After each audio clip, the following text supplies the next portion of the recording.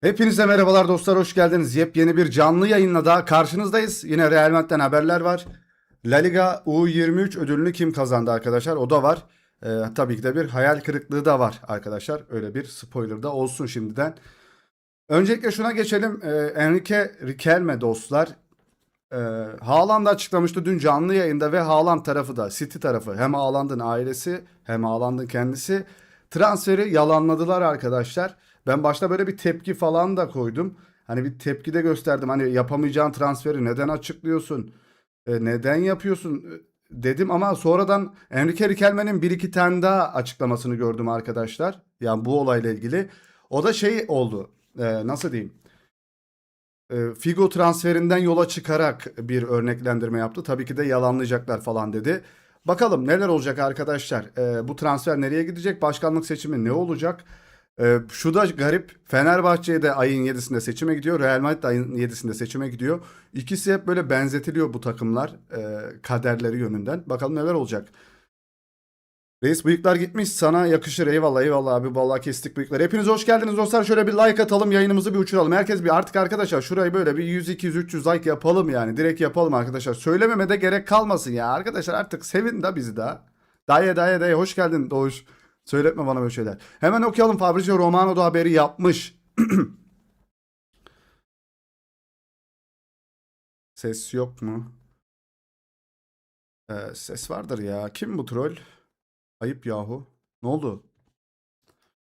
Evet, şöyle devam edelim arkadaşlar. Şöyle devam edelim. Devam edelim, var. Erling Haaland'ın babası Alfie ve menajeri Rafaela Pimenta. Bunlar kim ya? Real Madrid anlaşması haberlerini açıklığa kavuşturuyor. Hepsi çok eğlenceli ama gerçekçi değil diyorlar. Real Madrid seçimlerindeki her iki adaya da en iyisini dileriz diyorlar. Alfie Haaland, Pimenta'dan özel açıklama arkadaşlar. Ya bu Fabrizio Romano'nun çevirileri de çok garip ya. Erling Haaland'ın babası ve menajeri Real Madrid iddiaları hakkında açıklamada bulundu. Arkadaşlar oldukça eğlenceli ama doğru değil. Real Madrid seçimlerindeki iki adaya da başarılar diliyoruz açıklaması geldi o taraftan. Ve Manchester City Real Madrid başkan adayı Enrique Riquelme'nin seçimleri kazanması halinde Haaland'ın Real Madrid transferi olacağı iddiasını mahkemeye taşıma kararı aldı. Olay mahkemeye kadar gitmiş arkadaşlar.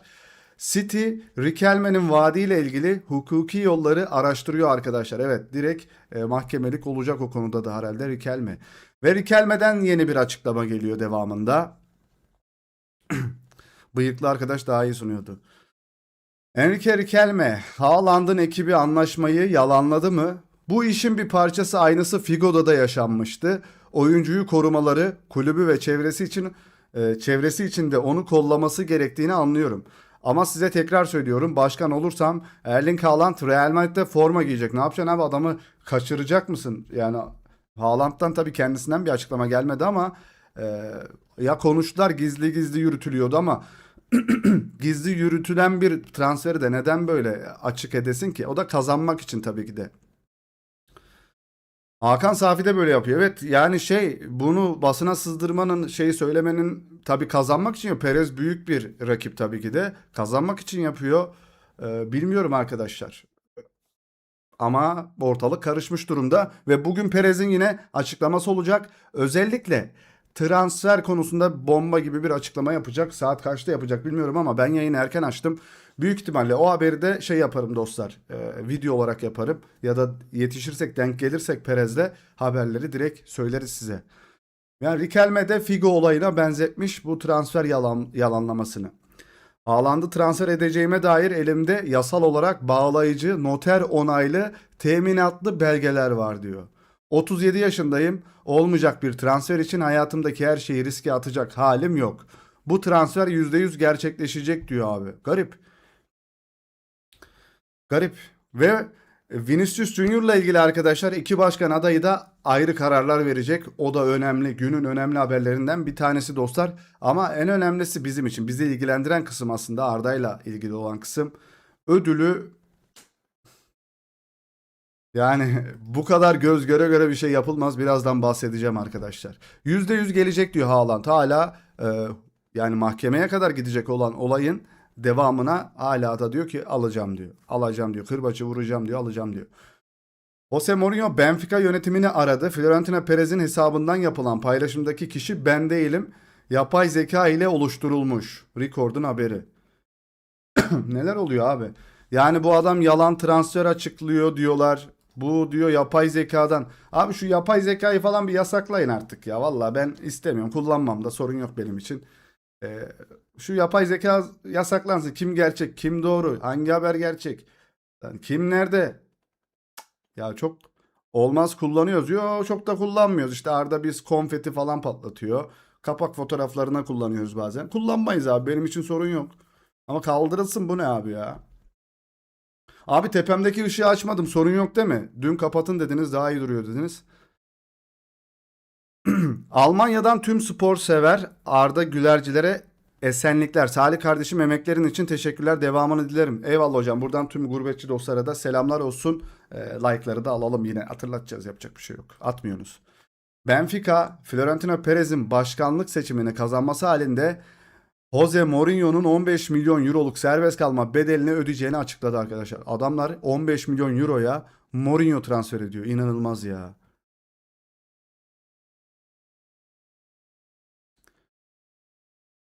Bildirim hocam bildirimlerin tümünü açmadıysanız bildirim gelmez. Her zaman bu yüzden bahsediyoruz. Yayının bildirimi gelmemiş de yani kanala abone olduktan sonra bildirimlerden tümünü seçmeniz gerekiyor. Gelmez bildirim. Florentino Perez bu akşam büyük transferini açıklayacak. Kimi diyecek, kimi açıklayacak çok merak ediyorum. Haaland'ı Riquelme açıkladı. Bu kimi açıklar? Harry Kane falan mı gelir? Olise mi gelir bilmiyorum abi. Donum kanadı abi Perez açıklamadı halen. Abi top sektireceğim mi yayının sonuna doğru? Çorap giymedim hocam. Ayaklarım görünsün de istemiyorum yani yayında. Olise kanka. Olise ama hiç öyle bir haberde çıkmadı. Ben sadece salladım. Yani Haaland'ın üstüne en fazla Olise'yi falan çıkartırsınız da öyle üste çıkarsınız. Öyle bir transfer olur. Real Mardin başkan adayı Enrique Riquelme seçilmesi halinde takımın başına Jürgen Klopp'u getirmeyi planlıyor Fabrizio Romano diyorlar. Baba Haaland tarafı yalanladı. Klopp zaten adam bitirmiş kafada. Emekli olmuş. Yani bu vaatler nasıl vaatler abi? Perez getiremedi bu adamı. Nasıl olacak bilmiyorum. Mudat Çelik olabilir evet bence de transfer. Osimhen mi? Arda'ya 2 ödül vermezler. Geleceğiz hocam. Hello iyi yayınlar. Burak Bey hoş geldiniz. Hoş geldiniz efendim. Sadece zaferler. Şey bitti mi? Yani Real Madrid ikinci kısımda da devam edecek. Şimdi araya milli takım giriyor. Sonra Arda Güler'in ödülü gelecek. Yine Real Madrid'le devam edeceğiz arkadaşlar. Ve niye? Evet, milli takımımızın bugün arkadaşlar bir idmanı vardı. Orada güzel görüntüler vardı. Hatta idmandan görüntüler de YouTube'da falan her yerde var arkadaşlar. İzleyebilirsiniz. Arda Güler yine herkes keyifli. Umarım güzel bir turnuva geçiririz. Turnuva boyunca da burada olacağız. Sağlığımız saatimiz yerinde olursa Allah'ın izniyle burada olmaya çalışacağız. Sürekli yayınlarda olacağız dostlar. Yani yorucu bir zaman ama tatlı bir yorgunluk olacaktır inşallah. 2026 FIFA Dünya Kupası'nın başlamasına 7 gün kaldı arkadaşlar. Ne dersiniz? Enrique Riquelme fena kolpayadamış.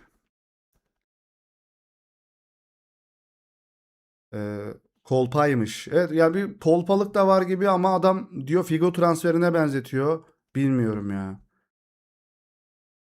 Arda voleybol güler mi? Ha. 10 lafından 11'i yalanmış. Valla 12-13 bile olabilir ama ya da gerçekten çok zeki bir adam da olabilir. Yani Behzatçı Harun neler yapıyor anlamıyorum yani. Bir hafta kaldı arkadaşlar. 7 gün sonra başlıyoruz. Neler olacak? Ben heyecanlıyım abi. Valla siz heyecanlı mısınız bilmiyorum. Kolpadaymış. Okey. Arda Güler Dünya Kupası'na hazırlanıyor arkadaşlar. Yunus Akgün'le bir ayak tenisi mücadelesinde görülüyorlar. Arda Güler yine idmandan enstantaneler dostlar. Burada yine kutu kutu pense oyunundan kafa topu. Bunlar Barcelona idmanı görüntüleri arkadaşlar. İlk bunları Barcelona idmanlarında gördüm ben. Bilmiyorum. Şöyle devam ediyorum dostlar. Bu yayın biraz kısa olacak. Kısa yapıp bitireceğiz gideceğiz dostlar. 1954 Dünya Kupası kadromuzda yer alan eski futbolcumuz Şükrü Ersoy ve Arda Güler bir araya geldiler. Bugün tokalaştılar ve bir de fotoğraf çektiler. Bir ana oldu onlar için de. Eskisi yenisi burada arkadaşlar.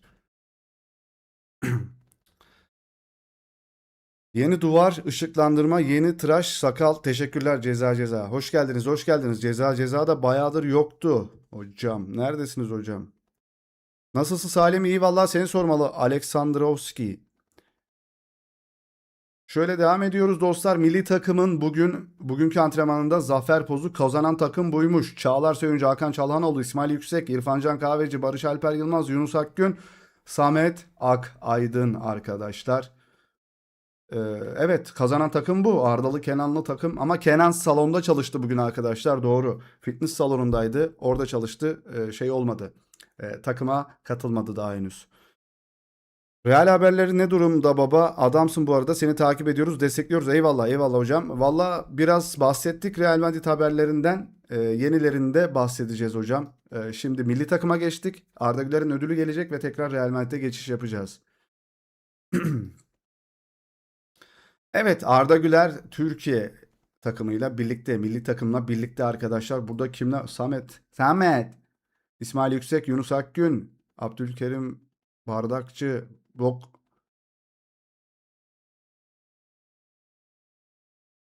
Arda Güler, Demir Ege Tıknaz. Bak bu Demir Ege Tıknaz, Aral Şimşir falan da götürüldü oraya arkadaşlar. Bu arada oradalar. Ee, Hepsi orada. Bir sakatlık olursa, ilk maçtan önce bir sakatlık olursa Aral Şimşir falan da kadroya dahil edilecek arkadaşlar. O yüzden götürüldü onlar da. Demir Ege'de orada. Amerika'dalar yani. Abdülkerim Bardakçı ve Arda Güler yan yana. Abdülkerim abisiyle beraber yine gülüyorlar, eğleniyorlar orada. Gustavo Alfaro, Paraguay'ın antrenörü arkadaşlar, ne demiş? Benden tahmin istenirse Amerika Birleşik Devletleri ile birlikte grup aşamasından çıkacağımızı düşünüyorum. Türkiye ve Avustralya'ya karşı maçlarımızı kazanmamız yeterli. Bugün de sana kurulduk baba. Böyle konuşmaya devam edin siz. Bakalım neler olacak. Niye don don? Don don ne ya? Samet hem kazanan takımda hem kaybeden herhalde. Arda olayı ne? Türkiye'yi kazanacağız. Bu ne diyor abi? Bu adam ne diyor abi, şu herif? Acun Ilıcalı milli takımın Miami kampından fotoğraf paylaştı. Ama özel jetin olunca gidebiliyorsun işte. Biz gidemiyoruz. Paran da olunca gidebiliyorsun ya. Valla. Normalde mesela bizim de paramız olsa ama biz giremeyiz herhalde değil mi milli takıma? Bu girebiliyor. Girer. İbrahim Seten, İbrahim Hacı Osmanoğlu Kosova dönüşü açıkladığı 1'er milyon euro prim için çok doğru, çok oldu ya demiş. Ya bu 1 milyon euro kişi başı çok oldu demiş. 500 milyon euroya düşürmüşler. Yok lan.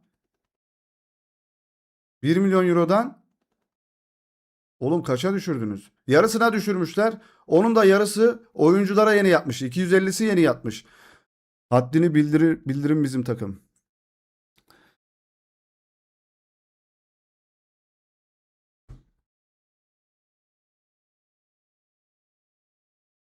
500 bin euro, evet.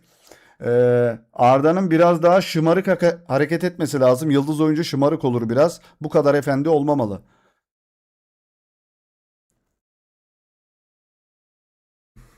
250'sini yatırmışlar arkadaşlar. Çok oldu demiş başkan. Başkan çok oldu demiş. Abi Mourinho'nun şöyle bir haberi var. Mourinho Türkiye'ye Avrupa İnsan Hakları Mahkemesi'ne şikayet etti. 4 Haziran diyor ya. 4 Haziran bugünün haberi. Ee, ge- Gerekçe Süper Lig'de görev yaptığı dönemde Türkiye Futbol Federasyonu'ndan aldığı cezalar. Bu arkadaş bu şekilde bir şey yapıyorsa, hani Arda falan da Türkiye arkadaşlar, bir sıkıntı olur mu acaba? Ulan Kolpa Enrique mi kazansa acaba? Bilemiyorum ya, neler oluyor. Abi çok kaotik, çok karışık Real Madrid ya. Benim aklım sırrım ermiyor abi. Biz milli takım mı konuşsak biraz ya?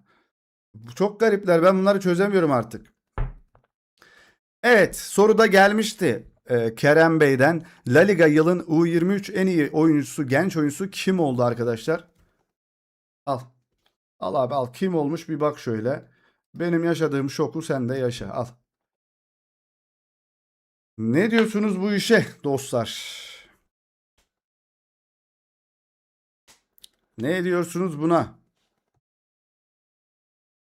Arkadaşlar %5 oy alan çocuk Carlos Espi La Liga'da yılın en genç, yılın en iyi genç oyuncusu seçiliyor arkadaşlar. Bu bariz yani göstere göstere arkadaşlar. Göstere göstere bakın göstere göstere şeydir yani bu. Torpil de demeyeceğim de ırkçılık gibi geliyor bana ya. Hani gole bir şey diyemeyecekleri için, gole gerçekten bir şey diyemeyecekleri için şurada gerçekten bariz belli etmişsiniz. Bu kadar olamaz ya. İki ödül vermemişler. Abi iki ödül vermemişler değil. İki ödül hak edilir zaten. İki ödülü hak etmiş adama ikinci ödülünü vermiyorsan ben burada başka bir şey düşünürüm. %5 almış bakın arkadaşlar. %5 oy almış çocuk. Yılın en iyi genç oyuncusu seçiliyor. 23 yaş altı en genç en iyi futbolcusu seçiliyor. Carlos Espi evde otururken ne oluyor lan diye kalkan bir dayı editi var ya onun gibi kalkmıştır hani gerçekten. Ne oluyor lan hani niye ben kazandım? Fake haber mi? Carlos Espi bile kendisine oy vermemiştir burada bak. Bak Carlos Espi şu arkadaş bile kendisine oy kullandığını düşünmüyorum ben. Ya arkadaşlar gerçekten ya Arda'nın İngiliz ya Arda İspanyol olsa yılın futbolcusu ödülünü falan da verirlerdi bilmiyorum yani bir şeyler daha verirlerdi ona orada. Ama ya bunlarla savaşmaya devam edecek arkadaşlar. Savaşa devam yani. Arda savaştığı sürece biz de savaşacağız. Garip ama yani şu hadi Fermin'e bile versen anlarım anladın mı? Sen kimsin kankam? Kimsin? Açıkla bana. Hedefini söyle bana. Kim olduğunu söyle. Evet, çok garip geldi bana. Bilmiyorum. Sizlerin yorumlarını şöyle bir yazın abi. Neden mesela? Neden sizce alamadı? Neden ya da %5 oy almış bir adam ödül alıyor abi? İngilizce söyle. Who is he? Who is he? Carlos Espi. VTF. WT Fi F F Fi Carlos Espici olduğu için. Espiçici. Aman bir Fermin'e niye oy vermedi? O zaman bu kim? Türk olmamız zorlarına gidiyor sanırım. Bellingham babasıyla alakalı. Açıklama birinci paragraf sonunda yazana bak. Toplam 11 golü var ve son 3 maçta 10 gol atmış ve en iyi 23 yaş altı seçilmiş. Yukarıda kesin bir transfer durumu var işin içinde.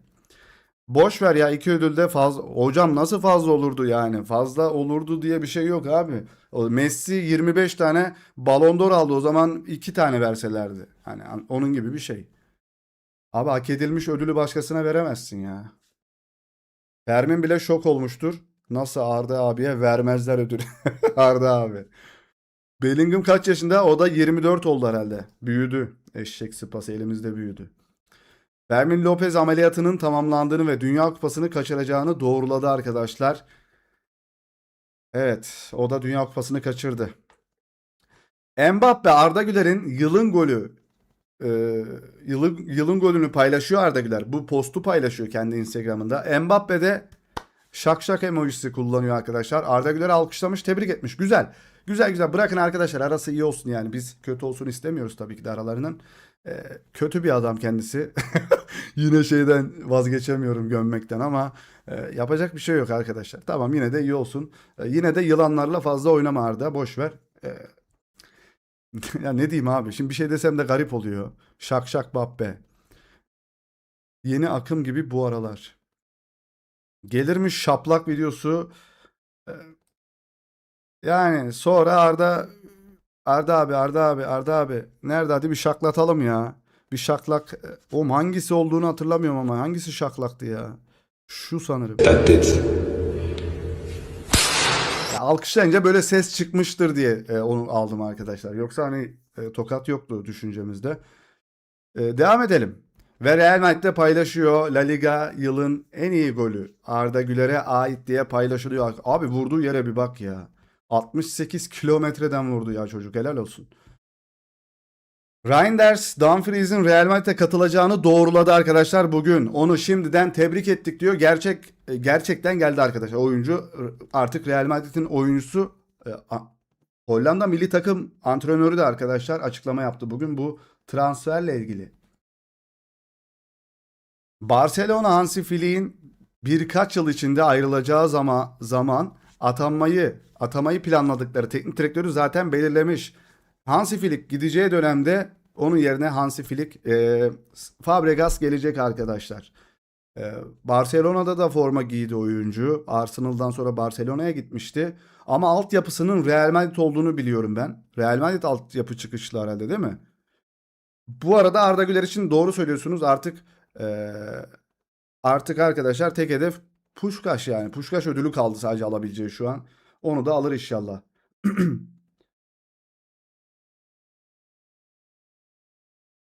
Yeni yani Hansi Flick dönemi sonrası yeni hocada Fabregas olacak diyorlar. Mert Müldür eşittir Dumfries. Arda alamadı hocam.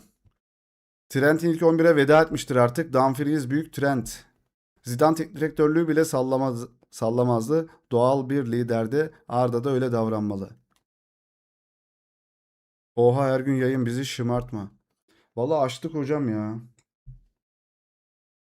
Son dakika Guardiol Real Madrid'de katılmayacak arkadaşlar. Mourinho Fran Garcia'ya tamamen güveniyor.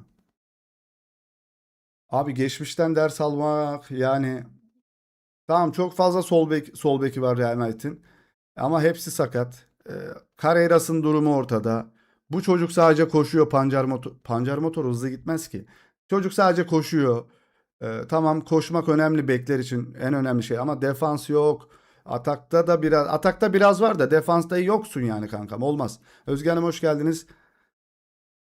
Arkadaki raf top ile harika. Evet PlayStation 2 var, PlayStation 3 var, PlayStation 2 ve 4 var arkadaşlar. PlayStation 1'im de var ama bulamadım. Atari'm de var.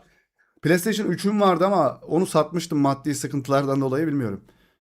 Ne olmuş ya kötü haber mi var? U23 yaş altı en iyi futbolcu ödülünü Carlos Espi kazandı. Fermin Lopez de kazanamadı. Espi'ye gitti. O kötü haber.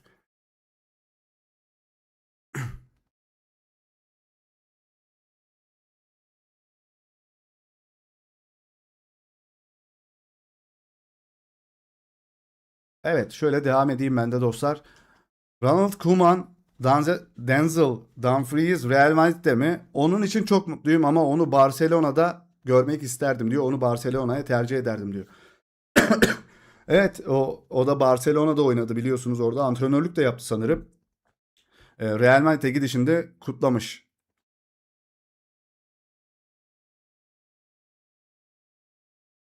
Neyse banlanmamak için susuyorum. Valla edebilirsiniz. Bazı günler küfürü serbest edeceğiz herhalde burada yani. Özellikle önümüzdeki sezon artık hani ben yayınlarda küfür etmiyorum ama e, dayanamayabilirim yani. Bilmiyorum. Mourinho'lu falan dönemde.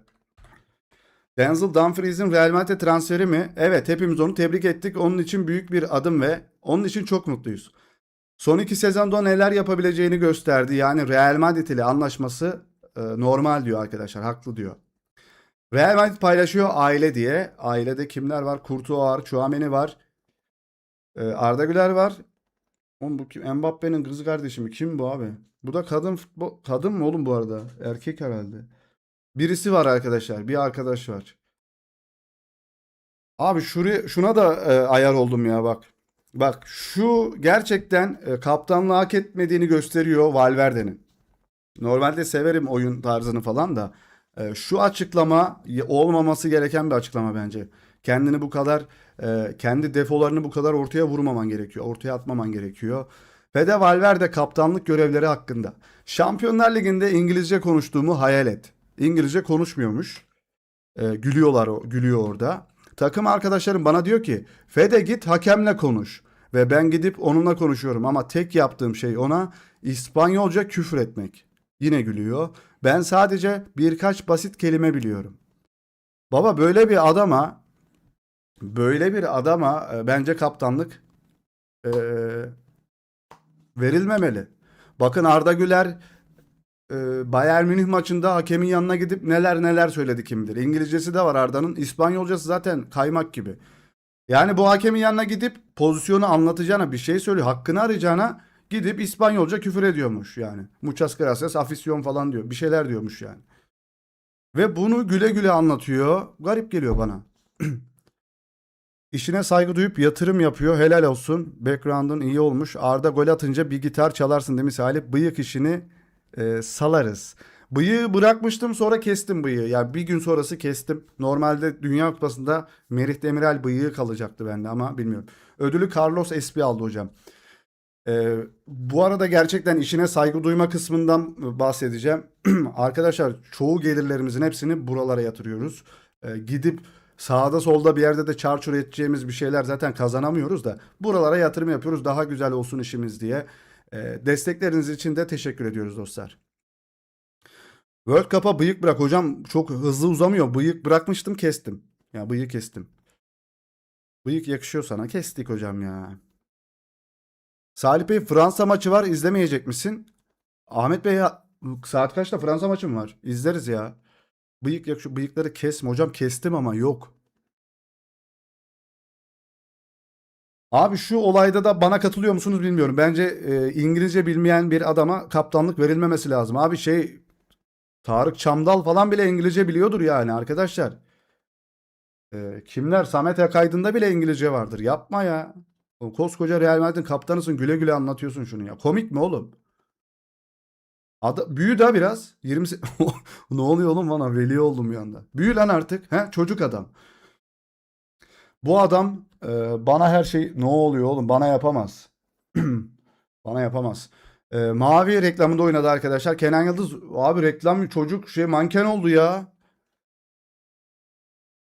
Kenan'ın İngilizce çok iyi. Kenan da İngilizce, Almanca, İtalyanca bu arada akıyor yani. Türkçesi çok kötü benim gibi. Enrique Riquelme Real Madrid başkanı olursa Meniscus Junior'u satmak istiyor. ESPN'in haberi arkadaşlar.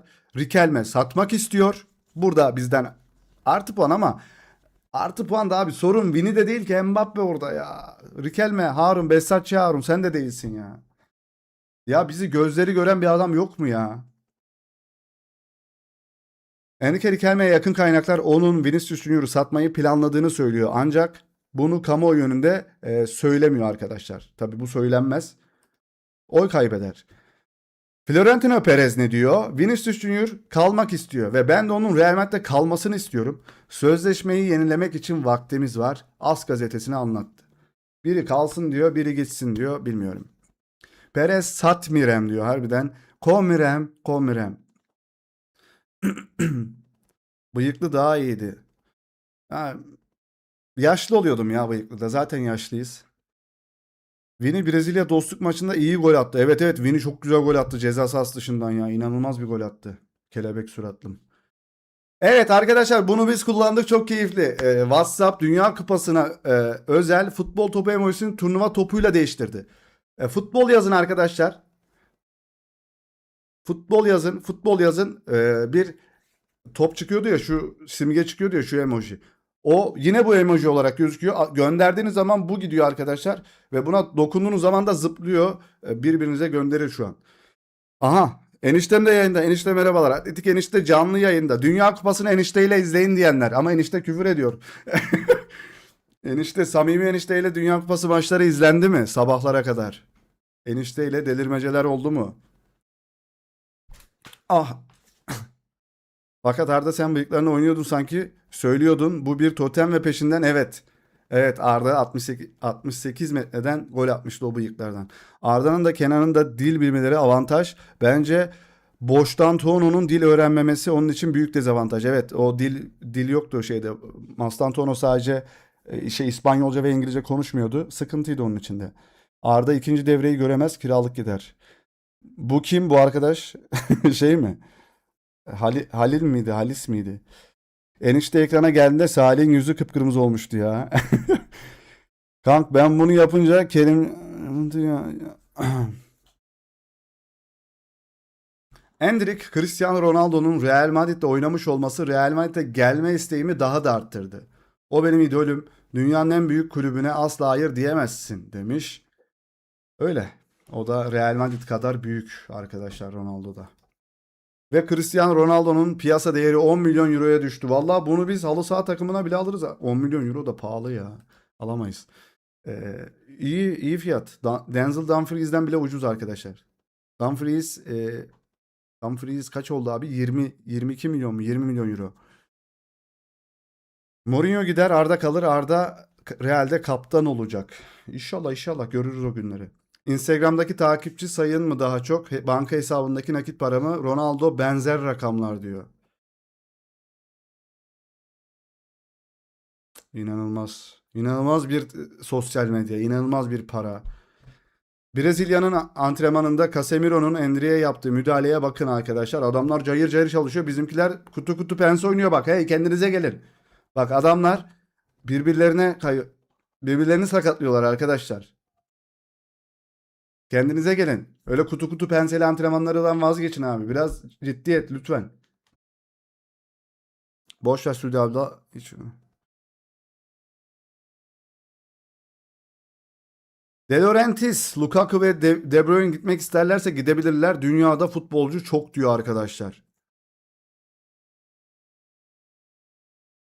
Evet, De Laurentiis yine devam ediyor ya o dik başlılığa. Jude Bellingham İngiltere milli takımında antrenmanda arkadaşlar. Evet. Ya abi hiç kanımı sığmıyor çocuğa ya. Ya gerçekten çok garip bir adam ya. Hani ilk gördüğünde böyle sevmezsin. Hiç, her hareketi gıcına gider ya. Öyle bir çocuk benim için. Sevemiyorum abi. Dominik Szoboszlai Putem idolüm ne ya? Putem nedir abi? Bunu bir çevir diyelim ya. Sanırım benim idolüm diyor. Her zaman Cristiano Ronaldo. Birini seçersin ve ölene kadar onunla kalırsın diyor. Ronaldo'ya benzeyen hiçbir yönün yok abi. Yani futbol tarzında benzemiyor. Neden Ronaldo yani? Putum yani tapıyorum demek istiyor. Odan çok güzel olmuş. Teşekkürler, teşekkürler. Bir şeyler yapmaya çalıştık hocam. Bellingham şu anda dünyanın en overrated adamı. Hala 2 sezon öncesiymiş gibi davranıyorlar. Adama saçmalık.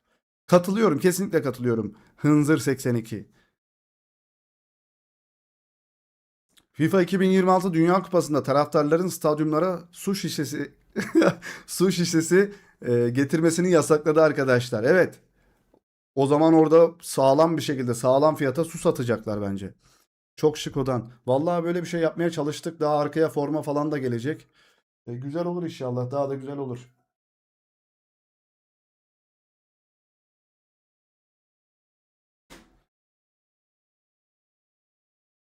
Buradan bir saniye arkadaşlar. Ha. Şu son haberlerle de Mahmut Uslu yeni yönetim kurulumuz isterse Mbappe'yi alır. Öyle bir gücümüz var diyor. Lütfen alır mısınız? Bak sarı lacivert var bak burada. Sarı lacivert var. Adamın içinde Fenerbahçelik var. Alın. Al götür. Arda Güler ödülü alamadı hocam. Dünya Kupası maketi kaliteli, sağlam, ağır. Al. Hocam, Dünya Kupası maketine bakıyoruz 3-4 gündür Mücahit'le de bakıyoruz. Maketler çok garip ya. Plastik gibi iyi bir şey de bulamıyor. Bir tane şeyim var. Lego'nun var. O da 9-10 bin lira. Ee, Olmaz. Onu alamayız zaten de. Nereden bulabiliriz? Yani şu gerçekten ağır bir Dünya Kupası şeyi almak istiyoruz oraya. Maketi. Çok güzel olacağını düşünüyorum. Hatta Dünya Kupası topu da düşünüyoruz bir tane oraya. Aldığımızı da buralara yatırıyoruz ya. Nasıl olacak? Carlos Espin kim tanıyan var mı? Hocam Dani Ruiz o bile kendisini tanımıyor ben. Diyorum ya kendisine oy vermemiştir diyorum yani. Ben de var Salih'im marketin oradayım gel. Ya sen kimsin Ben Arsa ya?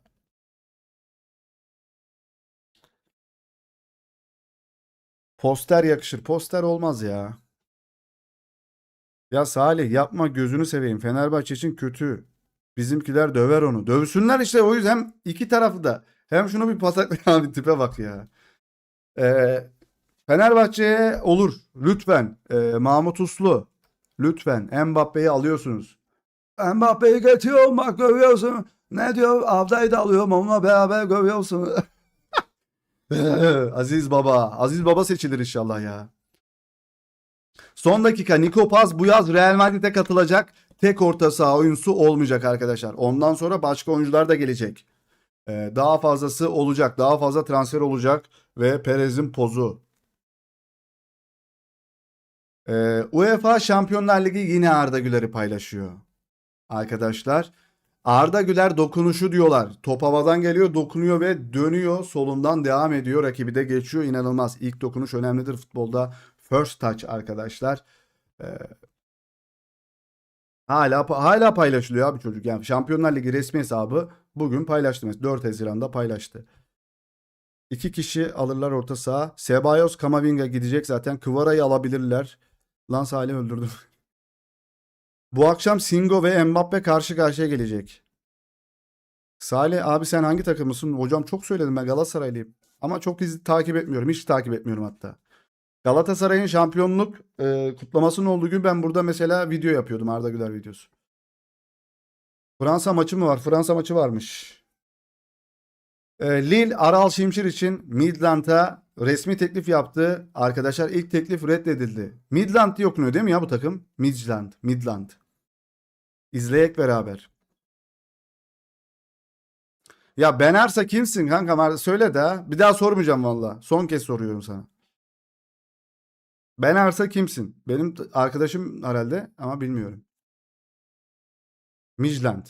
Midland. Midland. Başka bir haber yoksa kapatalım. Mücahit atmış mı? Oo, 17 tane Mücahit bizi gömmüş buralara. Abi Nike'ın bir reklamı var. İnanılmaz bir reklam. 7-8 dakikalık reklam yapmışlar. Ben Arfa Halil'in yok kötü bir şey söylemiyor. Ben Arfa da kim olduğunu merak ettim ya. Ronaldo da reklamda var. Palmer var abi reklamda. Dünya Kupası reklamı bu arada Nike'ın. Gidemeyen oyuncu Palmer var. Endrick var. İran'dan bir tane oyuncu var sanırım. Arda Güler yok ya. Ya kardeşim her yerde mi ya? La her yerde mi oğlum? Sen arsaysan ben apartmanım. Kanım dondu abla. Arkadaşlar şimdi biz bu ödüllere neden seviniyoruz biliyor musunuz? Hani Arda'nın aldığı bu ödüllere. Normalde Arda Güler'e, Türk oyunculara ödül vermiyorlar. Biz bunların haberlerini neden bu kadar yapıp neden bu kadar savunuyoruz? Neden Arda Güler ve Kenan Yıldız'ın bu ödüllerini bu kadar önemsiyoruz arkadaşlar? Anladınız mı bak? Dünya Kupası'nda Arda Güler Nike'la anlaşmalı bir çocuk. Yok abi reklamda. Bak şu Dünya Kupası'nın reklamda yok. İranlı bir oyuncu var. Dünya Kupası'na gidemeyen Palmer var, İngiliz olduğu için herhalde. Dünya Kupası'na gidemeyen Palmer var abi reklamda. Yok abi o yüzden diyorum yani. Türkleri böyle bir yerde gördüğümüz zaman desteklememiz gerekiyor. Anladınız mı? Her zaman haberini yapmamız gerekiyor. O yüzden diyorum şuraya like atın da hepsinin önüne çıksın. Çünkü yine söylüyorum. İngilizce dublajlı arkadaşlar. Videolarımızın hepsi İngilizce dublaj. İngilizce dublajlı oluyor arkadaşlar. Ve 9 tane dile falan altyazı çevirili paylaşıyoruz dostlar.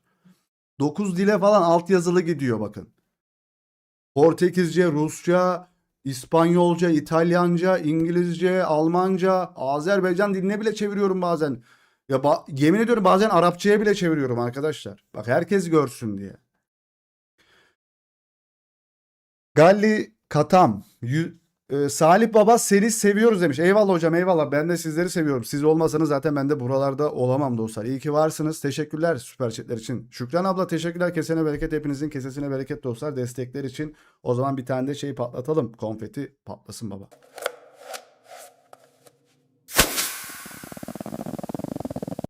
Hani şey oluyor arkadaşlar. Yani demek istedim yani yani adam Adidas'la da anlaşabilirdi, anladınız mı Arda? Mesela Kenan Adidas'ın reklamlarında oynuyor mesela. O da şeyden dolayı da oynayabilir ha. Mesela Alman pasaportu falan da var değil mi Kenan'ın? Nike'ı boykot edelim. Edelim hocam zaten alamıyor. Salih bir Ederlezi söyler mükemmel. Hocam sen kimsin? Gerçekten merak ediyorum ya. Bak Ederlezi diyor ya.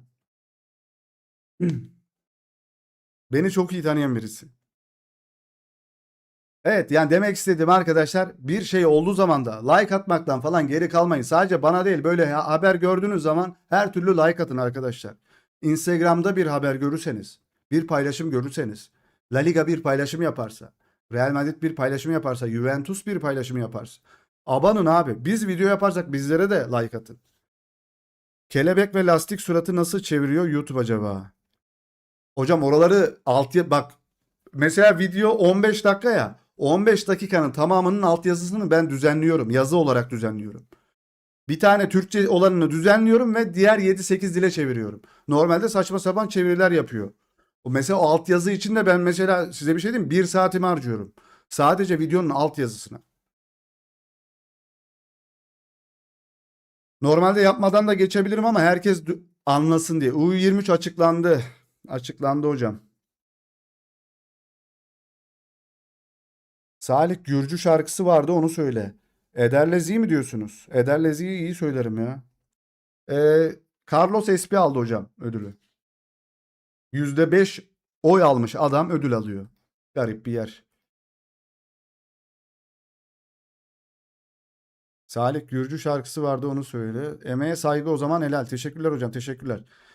Son dakika Real Madrid Nico Paz'ı geri getiriyor ve doğrulandı. Ve başka bir orta saha oyuncusu daha takıma katılıyor. Bugün açıklayacak Perez'in bugün arkadaşlar bir yayını olacak. Bir canlı bir konuşma yapacak bugün. Espi kim la, şaka mı? %5 almış adamı seçtiler Doğukan. Yine gidip Arda'nın ödüllerini sağa sola veriyorlar. Kazım Koyuncu söylüyordu. Hocam şarkıyı Kick'te söyleriz. İsterseniz Kick'e geçeriz. Buradan bu yayından sonra Kick'te biraz yani canlı müzik yayınları da yapıyoruz Kick'te. Çalıp söylüyoruz arkadaşlar. Oraya da geçebiliriz isterseniz.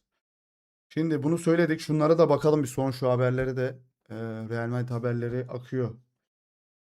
Normalde yayını kısa yapacaktık. Yine hep uzuyor. Hep bizim yayınlar uzuyor ya. 30 dakika yapıp gideyim diyorum, bazen olmuyor. Doğrulandı.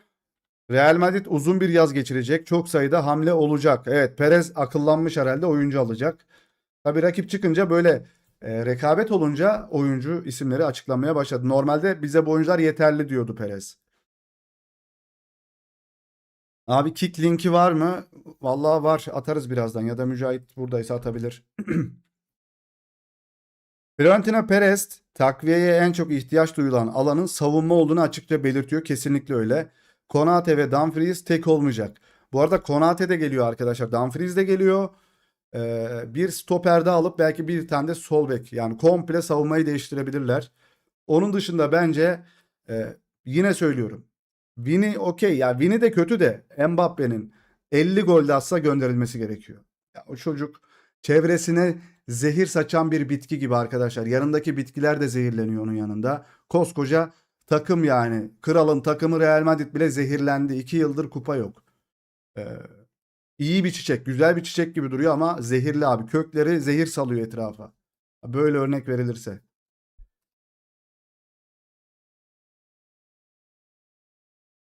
Ödül kimin oldu? Yeni geldim. Fransa neden iyi oynuyor? Abi Fransa neden iyi oynuyor? Abi çünkü Fransız yok. İyi yayınlar. Perez mi seçildi? Hocam ayın 7'sinde seçim.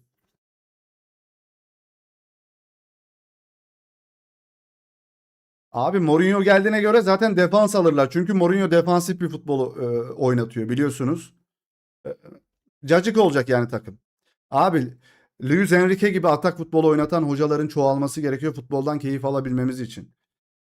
Mourinho defans oynatacak. Otobüs çektirir, bilirsiniz Mourinho'yu da. Meşhurdur otobüsleri. Son dakika Real Madrid Guardiola'u kadrosuna katmak için çaba gösterecek. Oyuncunun katılmak istediğini biliyorlar. As gazetesi yazmış haberi. Harambolcu, evet o da. Parlamışsın Salettinho. Teşekkürler. Bu akşam kaptan Mbappe sahada. Ya gitti Kante'den kaptanlık falan aldı. Oğlum nasıl bir adamsın ya bak. Delireceğim ya şu adam. Arkadaşlar bak, Kante'nin kaptanlığını aldı ya herif gidip. Ya gel buraya. Kante için gelsin ya bak. Nerede, gel. Vallahi Kante için gelsin. Allah Kante için gelsin şu tokat.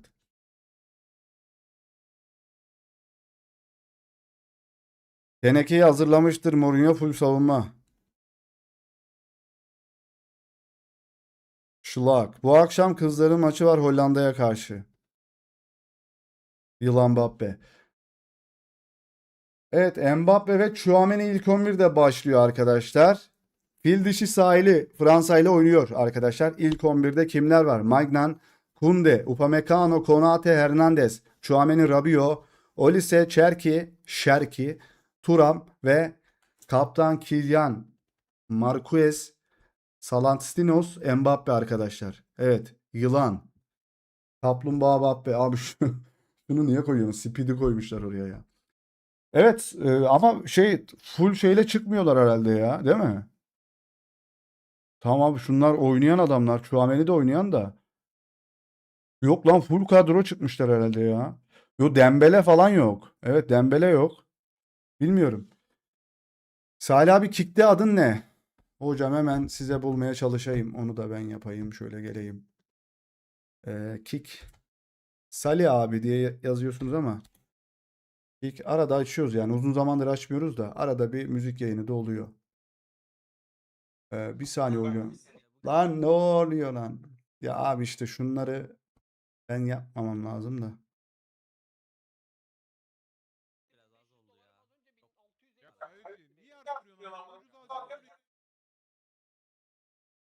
Mecbur bu sesler geliyor abi. Başkasının yayını açıldı mesela. Burada izleyici de düşer. Şöyle patlattım abi, alın. Bu kick takip etmek isteyenler edebilir. Bazen sürpriz yayınlar açabiliyoruz arkadaşlar. Mesajı da sabitledim buraya.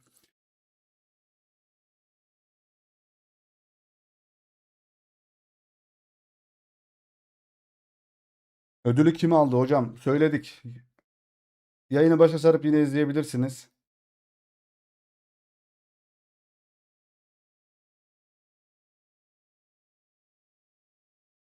Dünya Kupası'nda forma giyecek oyuncularımızın sırt numaraları belli oldu arkadaşlar. Evet.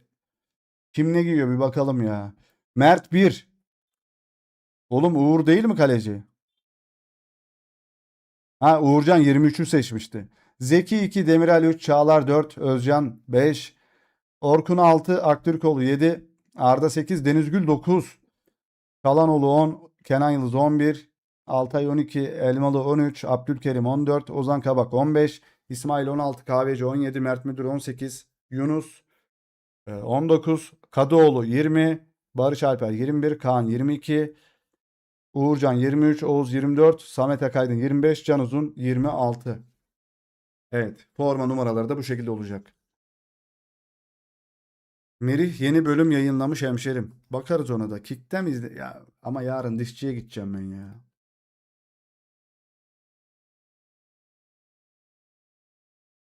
Video, evet, Merih Demirel'in videosu da tam üstüne denk geldi habere.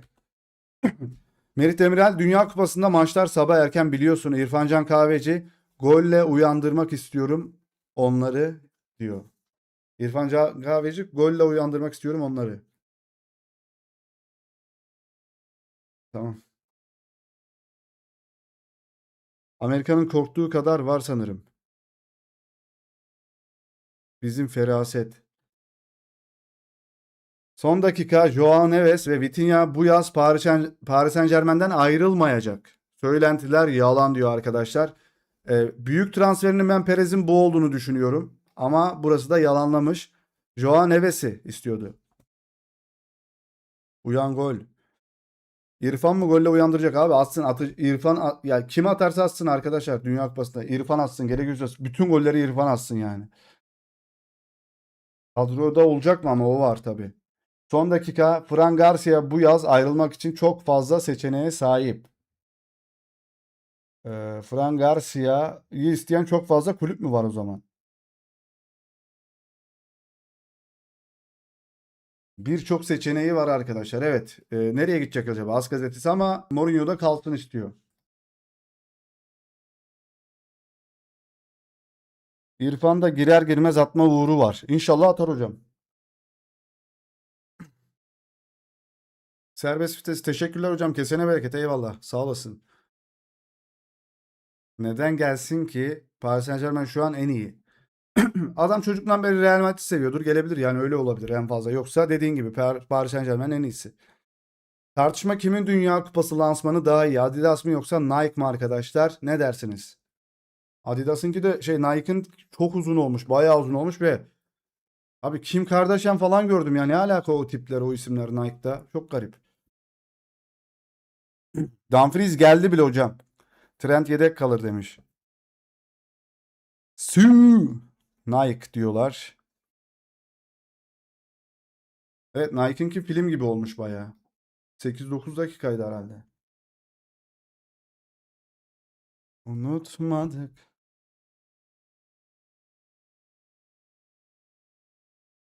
Amerika'dan merhabalar diyor Arda yine. Bu kim lan? Tanıdık biri değil, değil mi? Yine taraftarlarla fotoğraf çektiriyor. Kimseyi de kırmıyor arkadaşlar. Bir denk gelsek biz de çektiririz. Puma diyor.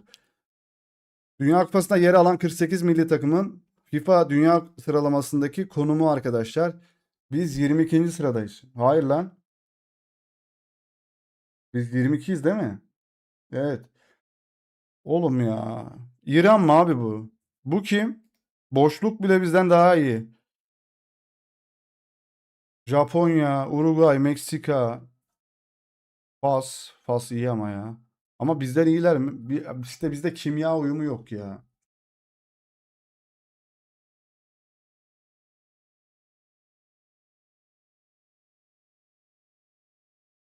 Al Hilal. Osmane Dembele'ye yaptığı teklif 4 yıllık sözleşme, yıllık maaş 200 milyon euro. Ronaldo'nun maaşıyla aynı arkadaşlar. 4 yıl 2, 4, 6, 8. Abo. 800 milyon euroyla eh. Baba her şeyi kazandın. Bak her şeyi kazandın git bence. Her şeyi kazanmışsın ama genç böyle bir şeyleri kazanmamış oyuncuların gitmesine karşıyım. Elmacık kemiği kırılan Luka Modric maskeyle sahaya çıkıyor arkadaşlar. Luka Osimhen, Luka, Viktor Modric. Oğlum hiç mi yakışmaz bu ne ya? Hiç yakışmamış.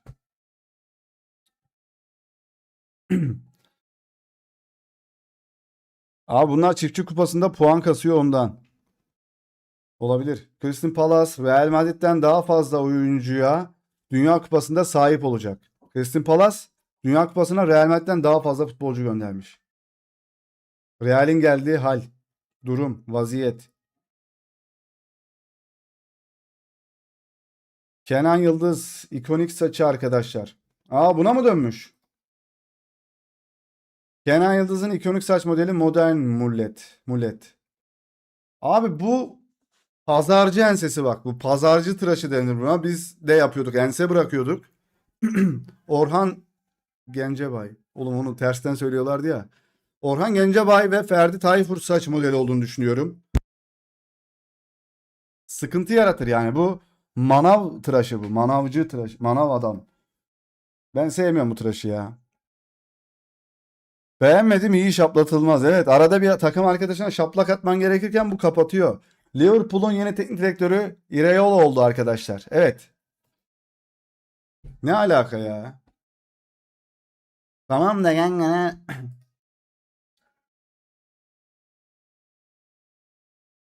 Hakan Safi Merih Demirel'i açıkladı. Abi Merih Fenerbahçe diyorlar. Ne diyorsunuz? Fena olur ha. Vallahi fena olur. Agresif topçuyu sever bizim ülke. Liverpool'un çöküşü.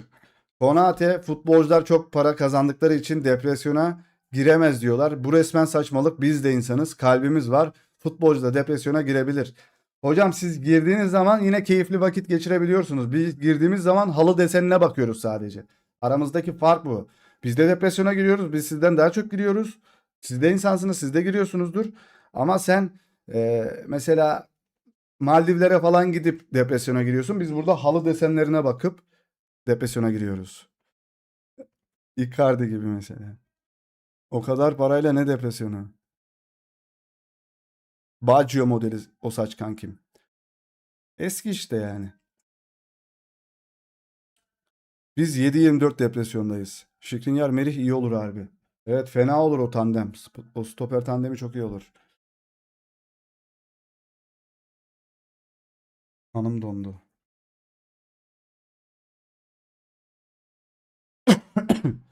İrfan Can Kahveci Arda Güler ve milli takım hakkında konuştu. Arda'nın milli takımındaki etkisi çok büyük tabii ki de.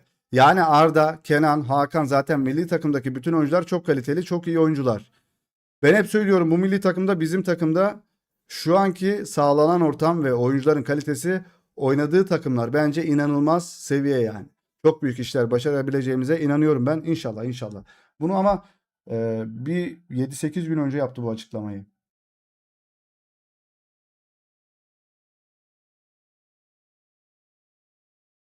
Son dakika Iker Casillas Enrique Riquelme'nin ekibine katılıyor. Kulübün yapısı içinde üst düzey bir pozisyonda yer alacak. Kurumsal sorumlulukla arkadaşlar. Yönetimde Bir yerde sportif direktör vesaire bir yerde görev alacakmış Iker Casillas. Mourinho'nun sevmediği adam. Mourinho ile ikisi birbirini sevmez. Abi Fransa maçı başladı. Birazdan biz de kaçarız. Senin de Dünya Kupası için bir saç modeli yapman gerekir Salih hocam. Onu 10.000 abonede yaparız. 10.000 abone olursak yeni saç modeli gelir abi. Ümit Davala saç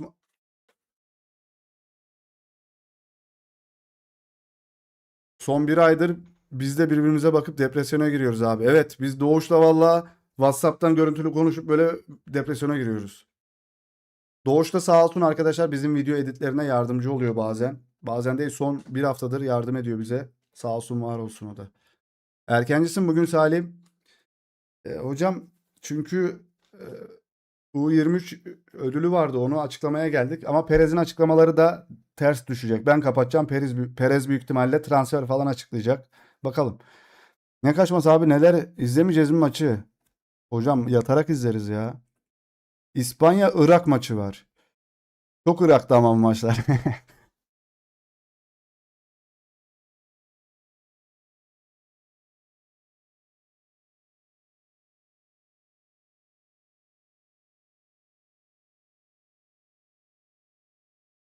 Luis Suarez'in menajeri Sporting yönetimine Fenerbahçe Başkan adayı Hakan Safi'nin mevcut masasından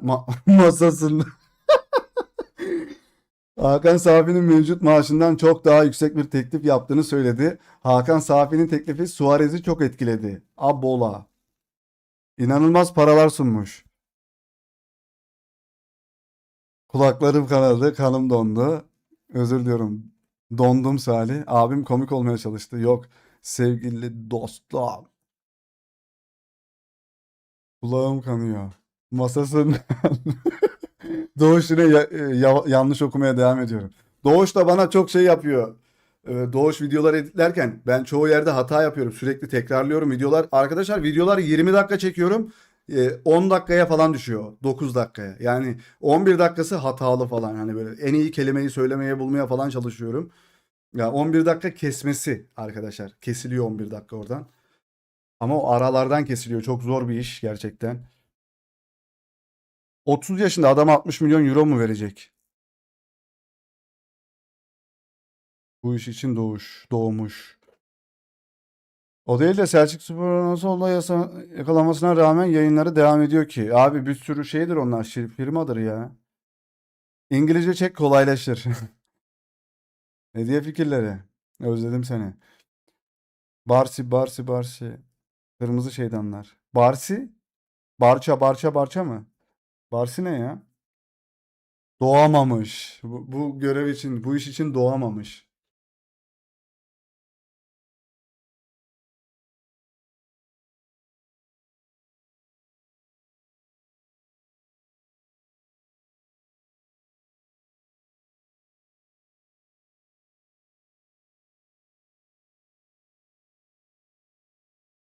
2026 Dünya Kupası'na katılacak ülkelerin kadro yaş ortalamaları arkadaşlar. Filiz sahili 25 yaş ortalamasıyla en genç takım oluyor. Değil mi? İspanyolca iki cümle alabilir miyiz? Hocam yok ki. Muchas gracias afición İspanyolca mı? Ya da amor mío, por favor, un de paz. Esteri çok seviyorum. Dondun yine, donarız. Portekizce o. Muchas gracias afición. Kaplumbağa oynuyordur. Kaptan olarak çıkar. Türkiye'ye bakalım, 27,5. 27 yaş ortalaması. Üzbekistan 27. En yaşlı Panama. Panama 30 yaş. Benim takım. Ben Panama'da oynuyorum arkadaşlar. Gidiyorum hemen Panama milli takımında başlıyorum işe. Ne fark edecek ha, Portekizce, İspanyolca.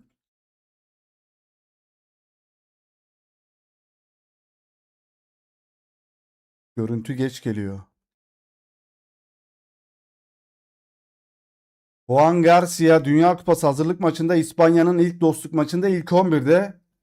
Kızıl'ın yolu burada başlıyor, haydi. Juan Garcia kalede, Pedro Porro sağ bek, Juan Martin Laporte. Grimaldo. Defans hattı Gavi, Dani Olmo, Bernal. Orta saha üçlüsü Ferran. Borja Iglesias arkadaşlar. Baena. Şu herifi hatırlıyorsunuz değil mi ya? Dev gibi bir adamdı şu. Bize şöyle bir pivot lazım ya. Fenerbahçe'deki Fernando'yu hatırlatıyor bana. Görüntü geç geliyor derken hocam.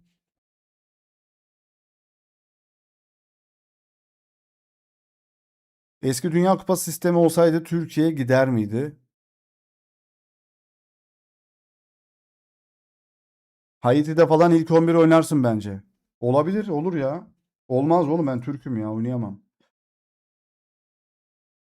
Türkiye ile maç olsa kendi kalemize gol atarım ben. Evet dostlar, bir yayının daha sonuna gelelim. Gidelim maç falan izleyelim biz de. Dinlenelim. Sonra bir de video çekelim, yatalım. Sabah dişçiye gideceğiz. Sıkıntılar.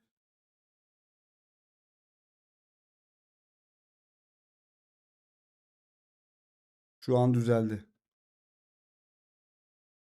Evet dostlar, var mı isteğiniz, bir sorunuz varsa cevaplayalım, yoksa yavaştan kaçalım. Müsaadenizi isteyelim dostlar. Sadiş dinliyor. Sadiş.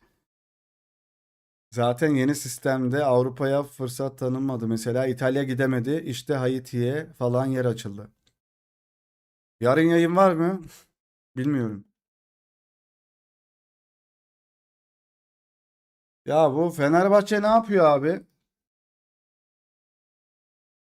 Fenerbahçe ne yapıyor? Mahmut Uslu Ferdi ile temasa geçirmiş. Gelmeyeceğini söylemiş. Daha yukarılara gitmek istiyor. Hah. Aman korktum abi. Korktum. Gelmesin. Ya cumartesi maç. Cumartesi. Ya maç cumartesi gecesi mi? Pazar diye biliyorum. Ve cumartesi, yani pazarın ilk saati. Birde değil mi maç? Hazırlık maçı.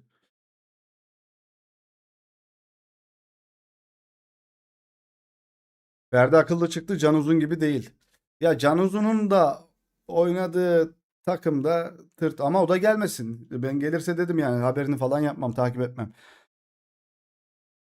Önce Saadettin'i hapisten çıkarsınlar, sonra transfer yapsınlar bence. Girdi mi, hapse mi girdi? Hiç takip etmiyorum abi TR'yi. Ferdi Real'e gitse ne güzel olurdu. Abi inanılmaz olurdu kesin ya. Sky mı abi? Can Uzun gelmez, Premier Lig'e gider. Can Uzun Milan istiyordu ya. Benim tek gördüğüm haber Milan haberiydi. Salih'ten bir Rabona. Saadettin 2 yıl hapis yedi. Oo. Neyden? Napoli falan ilgileniyormuş Can Uzun'la. Napoli. Oo. Ayda. Kapanış şov gelir mi hocam? Ayağımda çorap. Bir de tam ekranı şeyimiz yok bizim ya. Tam ekran geçişi ayarlamadık. Kapanışa şov mu yapalım? Futbol şov mu? Abi çorap giymem lazım. İnanılmaz çorap giymem lazım. Yılın U23 genç futbolcusu ödülünü kim aldı? Heh. Carlos Espi aldı. %5 alan adam. Son Link. Şov yap, şov yap. Maç hangi kanalda? Salih Fransa maçı bilmiyorum. Mücahit hangi kanalda? Oyuncu kadrosunda Salih var mı? Yuh be. Avrupa için yenilik çok olmadı cidden. Curacao falan gidebildi. Bu da kim? Espi kim la? Vallahi Espi de ilk defa duyuyordur kendisini. Hangi takımda oynuyor bu? Levante'de mi oynuyor abi? Ya çocuk bile şoktadır abi. O kadar söyleyeyim yani. Çocuk bile şoktadır gerçekten. Şok olmuş. Kanı donmuştur çocuğun.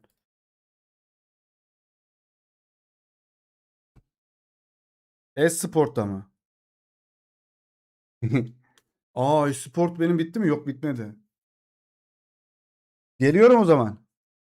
Bunu espri olarak kabul ediyoruz. Hangisini? Espri. Espi. Bunu SP olarak kabul ediyoruz. Donum kanalı.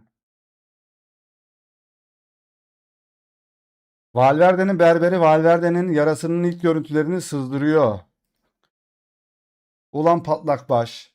Ulan patlak baş. Evet, yartılmış kafası. Kelleyi yırtmış.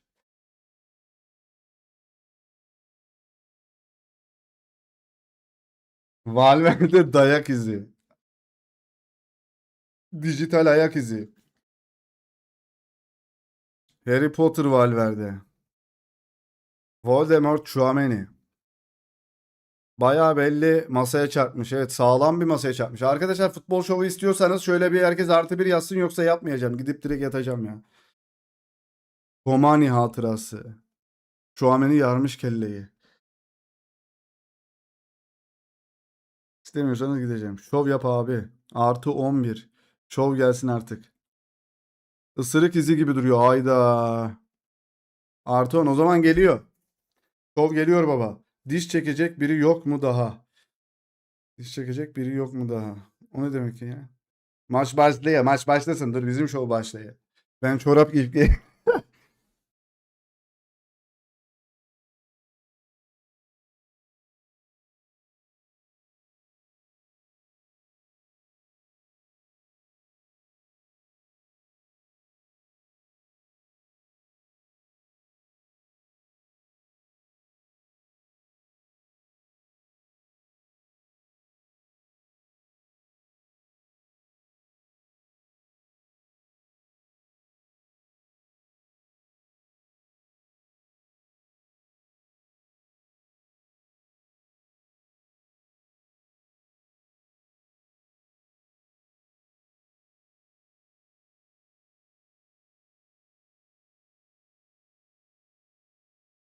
Hazır mıyız?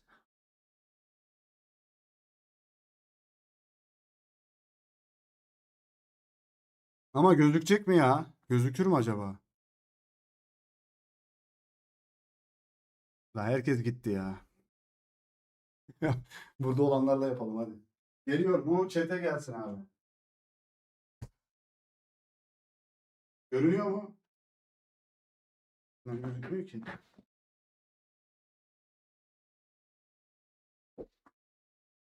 Bizde.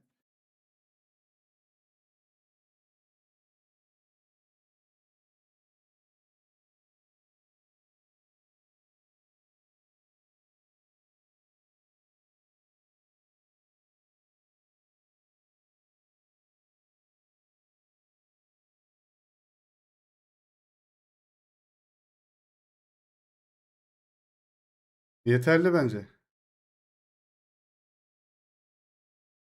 Esteri gerçekten Ester'le ne alakası var? Bu kadar mı? Oturmaya mı geldik? Ne yapalım abi? Kayda alın, ünlü olunca piyasaya sürersiniz. Yapıyorsun bu işi, salim topçu olma hayalin var mı diyorsa neden nerede oynamak isterdin? Valla gençliğimiz hep kulüplerde geçti de sakatlanınca bıraktık bel fıtığından. Hocam Real'e alalım seni. Mbappe'den top cambazlığın abi. Mbappe'den iyi. 500 sektirirsen hak edersin hocam. 500 sektirmeyelim. Mücahit dur bizi patlatma ya.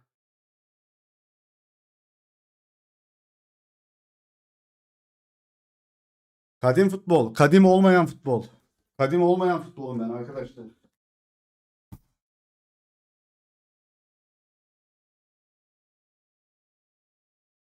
Tam yapamadım ya, bir saniye.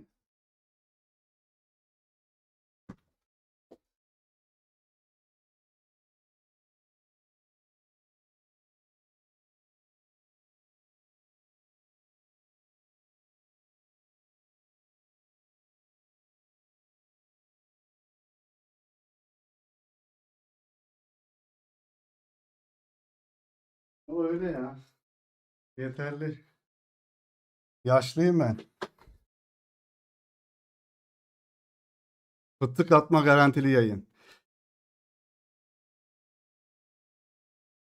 Daha fazla şov için IBAN'la Kıps. Hocam top dönmüyor. Bel fıtığı neden oldu? Sezon öncesi kampında ikili mücadeleye çıktıydım takım arkadaşımla. Bayağı yükseldiydim. O da benim ayaklarıma, bacaklarıma omuz attı. Döndüm, belimin üstüne düştüm ya. Sektirme rekorun kaç?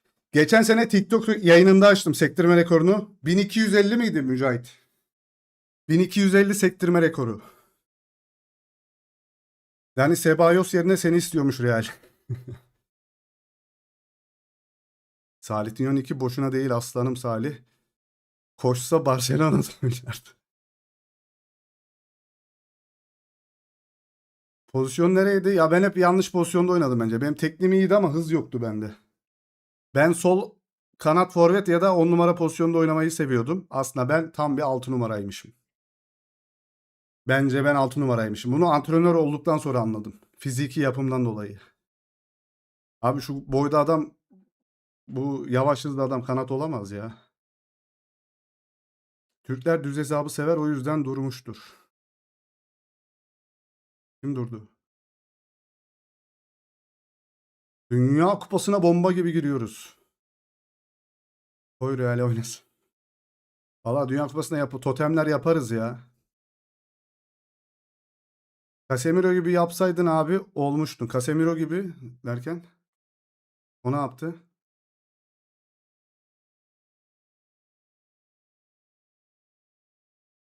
Niye abi? Kenan'da da boy var. Abi onun fiziki yapısı da öyle bak. Çocuk böyle kamburlaşıyor, bir şey oluyor çocuk yani. O fiziki şeyi, fizik olarak da çok iyi. Urban'la video çek. Abi nasıl ulaşacaksın ki o adamlara? Ben sadece Emir Rivriv'le çektik değil mi Mücahit biz?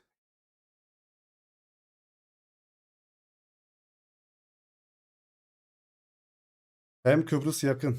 Yo, İstanbul'a çok geliyor ya buralara. Kenan dönüşüyor koşarken. Evet.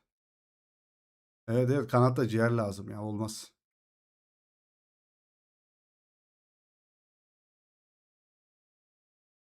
Çok hızlı, çok hızlı. Kenan'ın hem hızlı bir de çok hakim abi topa. Yani ben canlı izlediğim için Türkiye maçını canlı izledik.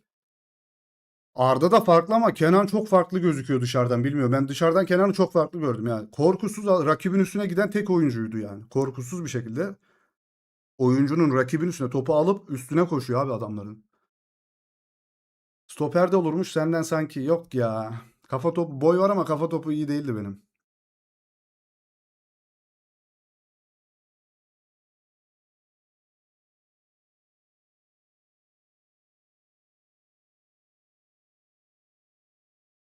Salih Akay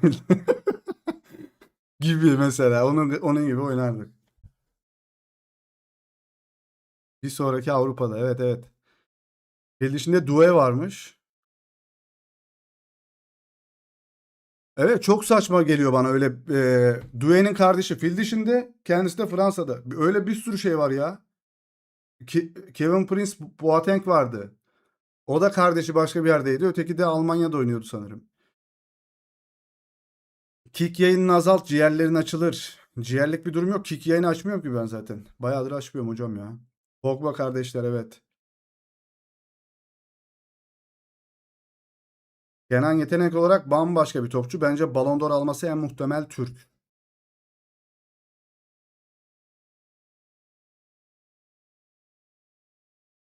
Fransız Due gol atarsa özür dileyecek. Yeni link.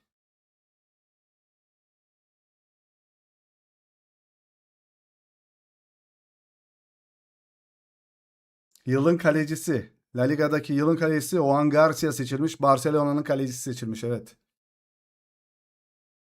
Kenan iyi de takımı kötü. O da Juventus'a tapıyor vallahi Kenan'da. Yapacak bir şey yok. Ben kanat olurum, halı saha yapalım. Vallahi halı saha yapılır ya. Yapılır da nasıl yapılır? Kimseler yok burada. 1 milyon abone olacaksın ki tanınacaksın ki halı sahaya adam bulacaksın.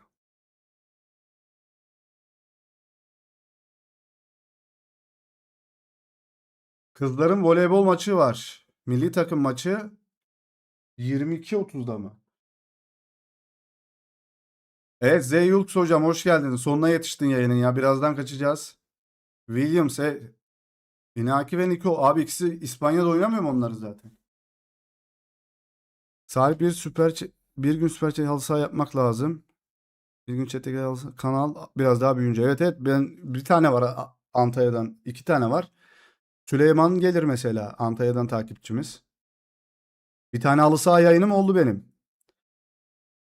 Ferran attı Irak'a. Tamam, birisi İspanya'da oynuyor da diğeri de orada oynamadı mı hiç?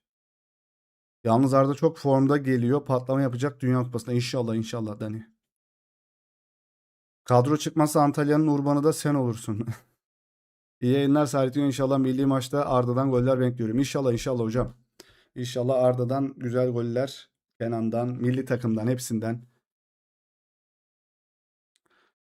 Salih, ben 15 yaşındayım. Futbola yeni başladım. Sence bu yaşta başlayan birinden iyi futbolcu 15 yaşında futbola başlamış olman garip bir defa. Zaten herkes doğar doğmaz topla oynuyor falan. Bir şey oynamışsındır herhalde top. İlk defa topa dokunmuyordur herhalde. Ama bu örnek için en iyi örnek Jamie vardı. Yani 25 yaşında profesyonel futbolcu oldu adam. 25 yaşında. Abi Sokrates kanalı 1 milyon oldu. Seni de yapacağız 2 seneye inşallah. 2 seneye benim bir an önce. Oda aynı oda mı? Ambiyans güzel ama odanın futbol ruhu eksik gibi. Aynı oda hocam. Odayı boyadım. Burada koltuk vardı. Üçlü koltuk, onu çöpe attım. Fazlalık alan eşyaların hepsini attım, sinirlendim. Bunaldım artık. Bilgisayarın açısını değiştirdim. Buraya bunları aldık. Buraya formalar gelecek. Futbol ambiyansı yine gelecek buraya. Ya eskisinde de sadece 2 tane forma asılıydı arkada. Niye, bak orada PlayStation'lar var. Burada futbol topu vardı. Buraya formalar gelecek. Bir tane daha şundan aldım. Bunun bir değişini aldım. Onu monteleyeceğim yarın. Dişçiden geldikten sonra onu montelerim, onu asarım. Buraya formalı olan bir e, şey aldım. Kitaplık tarzı bir şey. Forma asacak bir yeri var. Öyle. Ee, Artık üst taraflara da sonradan bir formalık, yine bir forma asacağımız bir yer yapabiliriz en üstte. Şovlar da gelecek, evet. Burada futbol şovları da yaparız ya evde. Komşular inmezse. 15 yaşındaysan çok iyi çalış demiş Mücahit. Topu görsek karakola bomba diye bırakırız. Vardy'nin belgeseli çok iyi. Çok güzel belgeseli var, evet. Hediye fikirleri, bu arada teşekkür ederim hocam desteğin için. Eyvallah. Bu destekler de buraların güzel olmasını sağlıyor işte, her zaman söylüyorum. İyi ki varsınız. Kesenize de bereket versin Rabbim. Gece 5'te totem şovları. Sadece futbol şov mu olacak? Hayır hayır ya. Sadece futbol şov değil ya. Her şey başarı değil. Nasıl yani? 15 yaşındaysan biraz daha saygılı ol yani. O şey yurt dışında yaşıyor, onlar abi falan demiyor o yüzden. Vini posteri lazım arka plana. Hocam Vini posteri ne yapacaksınız ya? Burada Salih dinliyor bak. Beni delirtmeyin abi. Göğüs kontrolü gelir mi? Yapabilir miyim sizce? Göğüs kontrolü. Ama sesim size gelmiyor ki uzaklaşınca. Dur. Şu mikrofonu açayım bak. Şöyle olunca nasıl oluyor bak mikrofonun sesi. Topu sizce tek de göğüste durdurabilir miyim abi? Ne diyorsunuz? Tek de göğüs. Tek de göğüs gelir mi? Gözüküyor muyum ben? Gözüküyorum herhalde.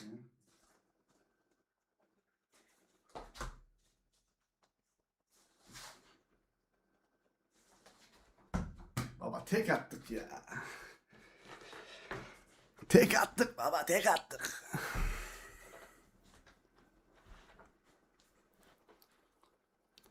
Abi bir roşataya kalksana Salih. Kalktım ben rüyamda. Ferran 2'ye attı. Futbol quiz'i falan da çözsen iyi olur arada hocam. O mu bu mu tarzı ya da bilgi yarışması falan da konseptler için. Oh my god, Salih Junior Santos. Caps. Rüyasında kalktı. Benim üzüldüğüm tek futbolculardan birisi Muhammed. Kesinlikle. Muhammed Demirci'yi diyorsun değil mi? Muhammed Demir miydi? Demir. Çok fenaydı ya.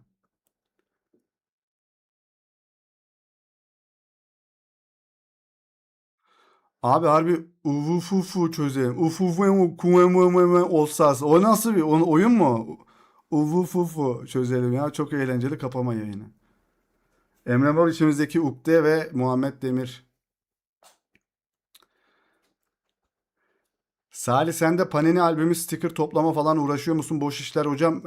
En son ortaokuldayken yapmıştım onu. Takipçilerimizden Özge Hanım almıştı. Ee, O yapıyordu.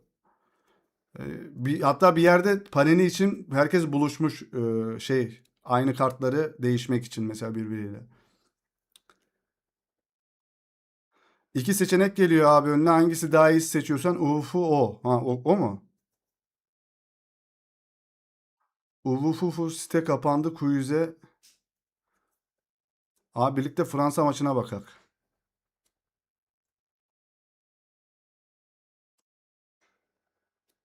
Akıl oyunu sitesinden maç tahmini videosu veya yayını yapabilirsin. Sen Haaland'ın Real'e geleceğine ihtimal veriyor musun? Ben hiçbir şeye ihtimal veremiyorum Real Madrid'de, bilmiyorum. Dizi filmi bıraktın mı yoğunlukta? Hocam hiç izlemiyorum. Hiçbir şey izleyemiyorum.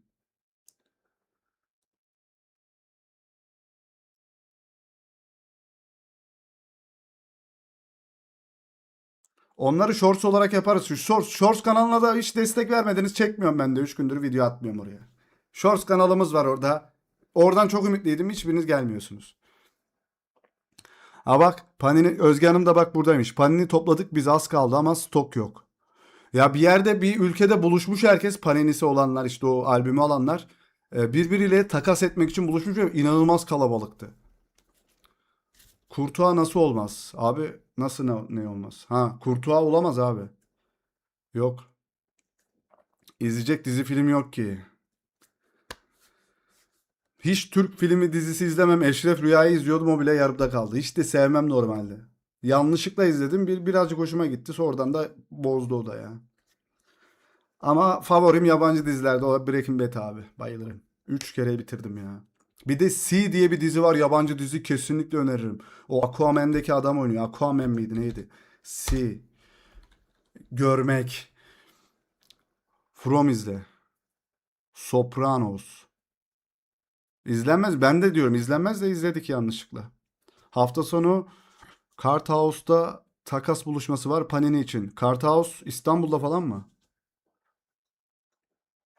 Behzat Ç. ve Leyla Mecnun, Leyla ile Mecnun yerli favorim. Evet. Arkaya ne koyacaksın? Salih. Hocam forma falan asacağız. Bir şeyler yapacağız. C çok iyi bu arada. Evet, Doğuş sen mi önermiştin onu bana? Ben mi sana önerdiydim? Mo C. C görmeden adamlardı. Evet. Dünyadaki hiç kimse görmüyor. Sadece 2-3 kişi görüyor. İstanbul Suadiye. Vallahi her şey İstanbul'da dönüyor. Şu İstanbul'a nasıl taşınacağız? Bizim işler hep İstanbul'da dönüyor ama ben gidemem. Sen önerdin bana. Bana kim önerdiydi onu acaba ya? The 100. Bir şey diyeceğim. The 100'ü nasıl okudunuz? Bak. The 100'ü 100 diye mi okudunuz yoksa The 100 diye mi okudunuz? Delikanlı gibi Özge Hanım'ın yazdığını. C'yi demiştin, evet demiştim. C'yi daha önce de önermiştim. Fringe bayağı iyi. O Fringe'i benim solist arkadaşım izliyordu. O bayağı seviyordu onu. The 100. 100 diye. Abi Türksen The 100 diye okunur yani. 100 diye okumayan şüphesiz bizden değildir. Evet, The 100. Dürüst ol Salih, bu sezon Courtois mı Juan Garcia mı hak ediyordu? Bence şu savunma hattının kötülüğünden ötürü bence Courtois bile hak ediyor olabilir ya. Courtois olmasa bu arada Real Madrid 6. 7. bile olurdu. 5. falan olurdu bak. The Face. Dünya Kupası mı? Fransa, İspanya, Arjantin, Portekiz, Irak, bunlardan biri Irak. 100 diye okuyorum ben. İngilizcem advanced olsa da sayılar Türkçe. Uğurcan hak ediyordu. Dexter. Dexter'ı Doğuş'un arkadaşı önermişti bize. Çok eski bir dizi olduğunu biliyorum. Supernatural izlemiştim ben o dönem, Dexter dönemlerinde. Mbappe olsaydı birinci olurlardı. Olmasaydı evet. Salim 15 travması bir...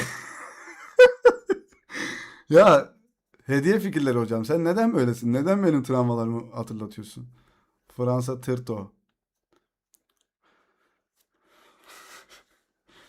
Gidek derdi.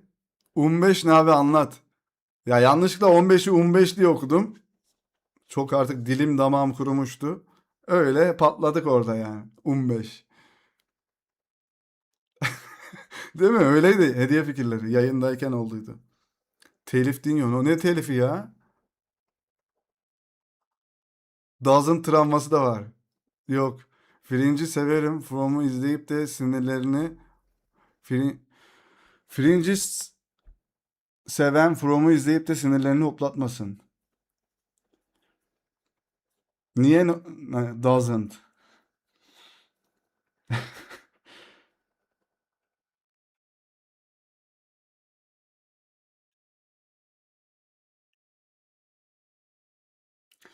Abi harbi stüdyo iyi olmuş. Gözüm takılıyor arkaya. Dalıyorum. Efso maşallah.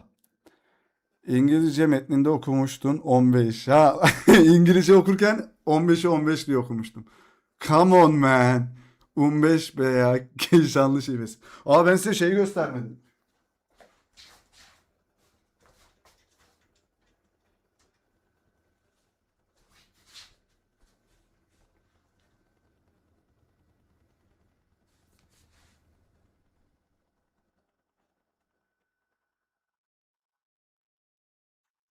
Sü.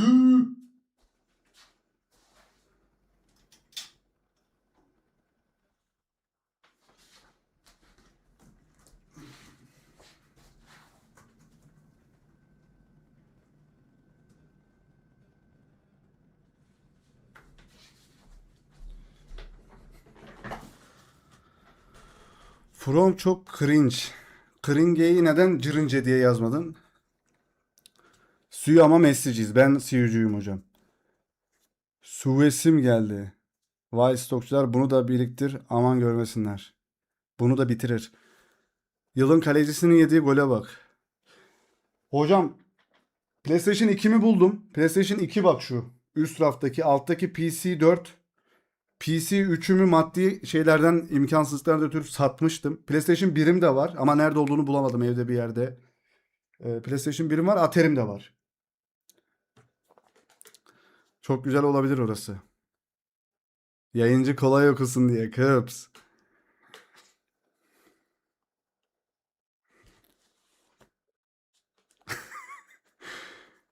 Bende Sega vardı. Of severiz. CJ. Neye bakayım? Yılın kalecisinin yediği gole bak. Bit pazarı var mı Antalya'da? Var var. Dün değil evvelsi gün önünden geçtim. Korktum ama. Hocam kim seçildi açıkladınız mı? Açıkladık hocam. İspanya Irak'tan gol yiyor. Oy, Irak ne gol atmış lan? Fena gol atmış Irak.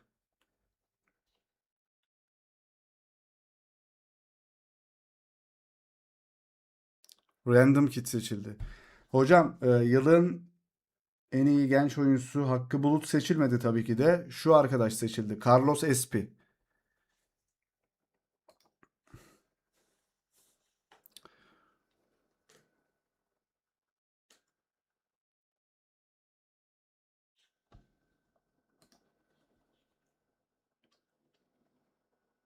Juan Garcia özellikle Atletico maçında berbat bir performans vermişti. Saçma Juan Garcia.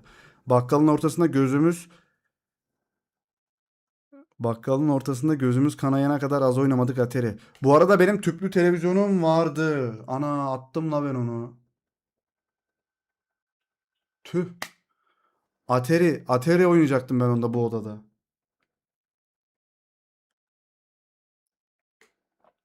PlayStation 1'de bir oyun var hatırlıyor musunuz arkadaşlar? Crash Bandicoot. CTR. Hayvanlarla araba yarışı falan yapıyorsunuz. Çok güzel bayılıyorum oyuna ya. Böyle kutulara çarpıp silah falan alıyorsunuz arabala yarışında. Varsa dekor olurdu ya üstüne dantel de vardı.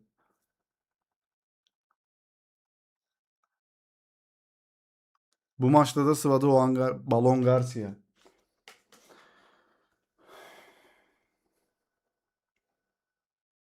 Güzel oldu be.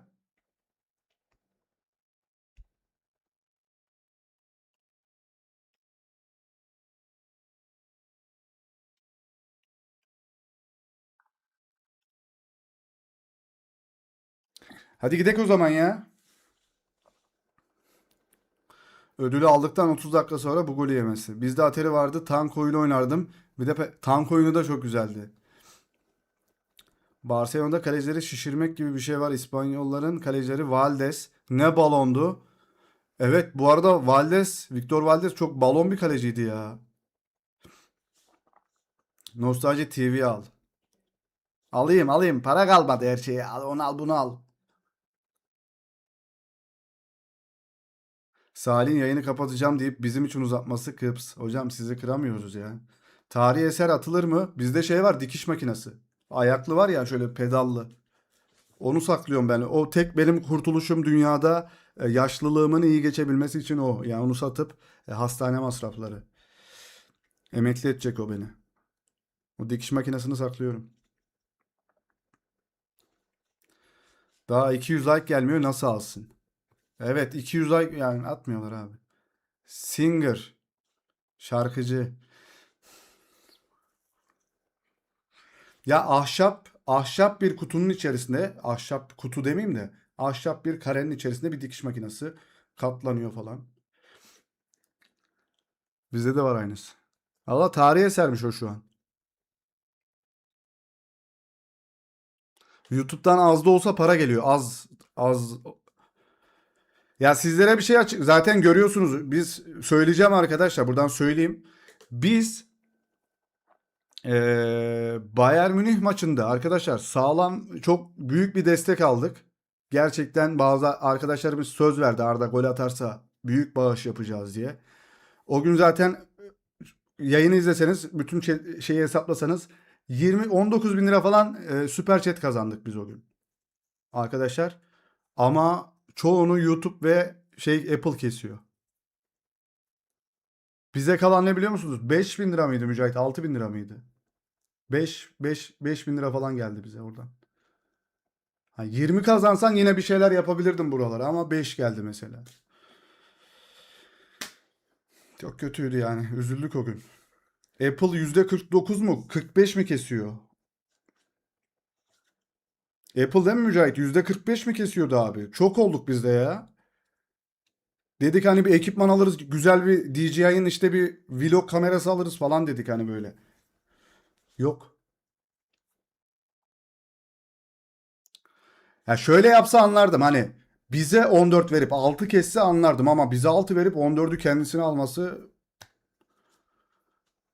YouTube'da Apple kesiyor. Kick'te sıfır kesinti. Kick'te hiç kesmiyor hocam. Kick'te mesela sen 55 lira mı attın? Hediye fikirleri bu arada, teşekkürler, kesene bereket. 55'in hepsi geliyor mesela Kick'te. Direkt veriyor abi. İnanılmaz ya.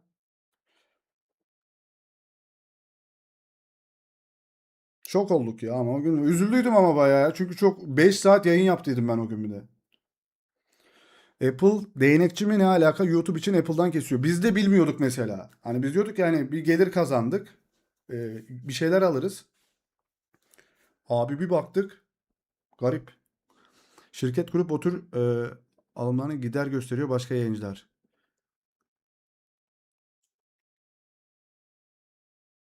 Vergi ne, hepsi mi? Alayım ben oradan, ben payımı. Kik yayıncı dostu. Evet, Kik o konuda çok iyi. Ama Kik'te de kitlemiz yok. Mesela buradan Kik'e gelin diyoruz, 3 kişi falan geliyor. Kullanmayı bilmiyor ki abi şey. Ya bizi, bazı kitlemiz de bizim hani artık yaşını almış kitle de var bizde. Like atmayı bilmiyor mesela. Yani bu, suçlamıyorum da, hani like atmayı bilmiyor. Kik'i hiç bilmez. Kik'e hesap açmayı falan. Ha, şunu yapan da oldu bize. Mesela özelden destek atan da oldu. Hani buradan kesinti yaşama kardeşim deyip özelden bize destek olan da oldu. İşte IBAN'ı buradan veremiyorsun hocam. Paralel yayın açıyor musun? Kick. Hiç bilmiyorum. Paralel yayın hiç açmadım ya. Ama açanlar var öyle ya. Hocam IBAN paylaşımı yasak işte, yasak. Süper Chat'ten kesiyor hocam. Süper Chat'ten. Bağışlardan kesiyor YouTube'u Apple. Öyle bir anımız var yani. Öyle bir kötü bir anımız var yani. Yani güzel ekipmanlara yatıracaktık. Yatıramadık onu. Canlıdan kesebilir ama normal videodan o kadar kesemiyor, evet.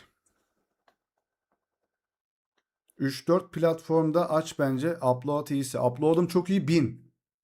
Yo, upload'um değil, download'um 1000. Upload'um da 125'e yükseldi. İnternetimi değiştirdim, çok memnunum internetten.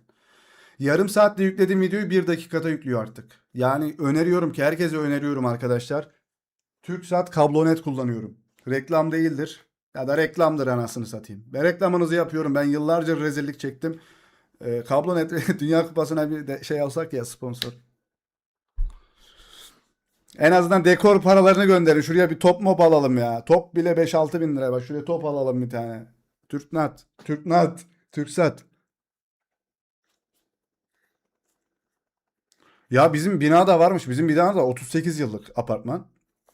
Yoktur diye bir baktım 1000 megabit var. Şeyi var, panosu var orada yapılmış. Direkt söktürdüm. Kablonet sponsorluğuna yayınımız başlıyor. Kanka Androidciyiz be. Bizimkilerden gelenleri Android'den kesmiyor. Apple'dan kesiyor hocam. Android'den kesmiyor.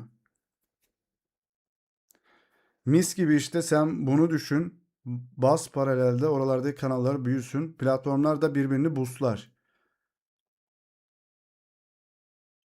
Aç hocam bağışı Kick'ten yapalım. Sinir oldum paranın çoğuna çökmüşler. Reklam değil.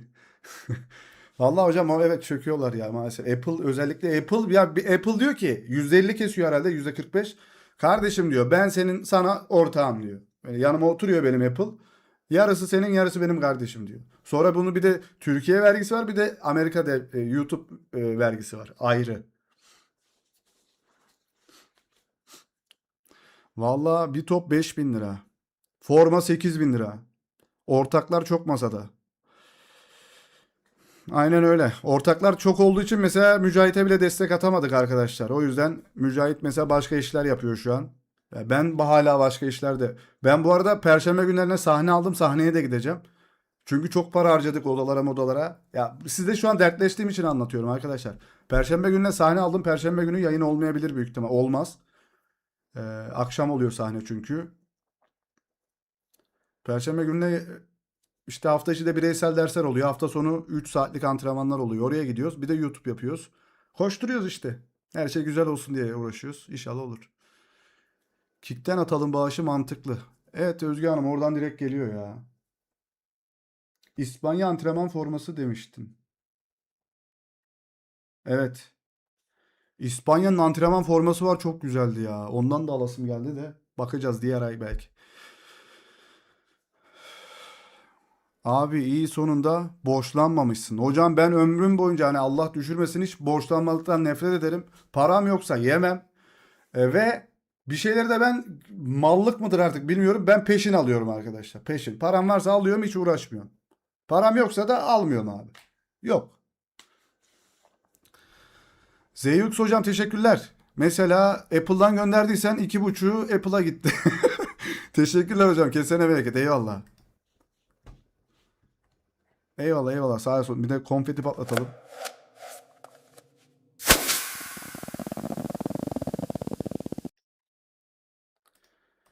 Sahnenin mi hocam?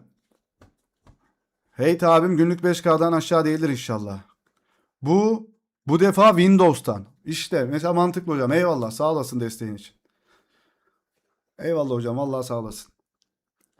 Ya şimdi bunu söylüyoruz acaba YouTube bunları yapay zeka altyapıdan duyup böyle bir şey falan verir mi? O kadar korkuyorum ki. Çünkü çok emek verdik. 2 kanalımızı kapattı YouTube buraya gelene kadar. 8.000 abone olduydum ben yine. Yine kapattı. Yine baştan başladık. Mezardan çıkıp geldik biz ya buraya yine. Elmanın yaptıklarını. Elma. Hangi formaydı? Formaya mı bakalım? Abi nasıl bakalım formaya? İspanya, Adidas, İspanya antrenman forması.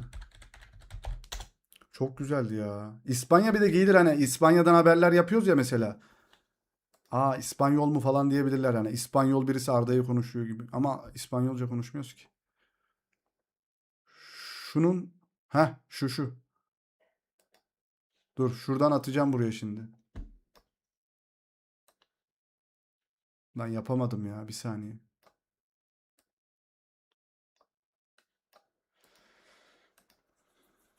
Grupta. Attım ya. Oğlum desene kanka ben de araştırıyorum ya. Yok o değil o değil o değil. Tişört abi direkt tişörtü ya. Çok güzel o. Öneririm yani almak isteyen varsa falan. Nereye gitti lan? Nereye gidiyoruz? Heh. Bunu görebiliyorsunuz mu? Göremiyorsunuz şu an. Bir dakika lan ne oldu ya?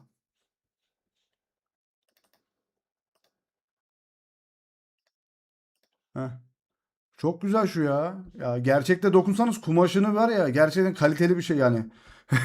O kadar kaliteli ki.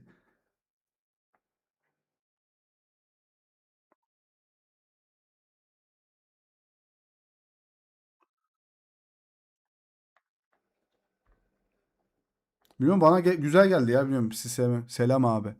Adam yayını kapatıyor diye gittik hala burada. O köpüğü anlayamazsınız. TikTok çok sinsi.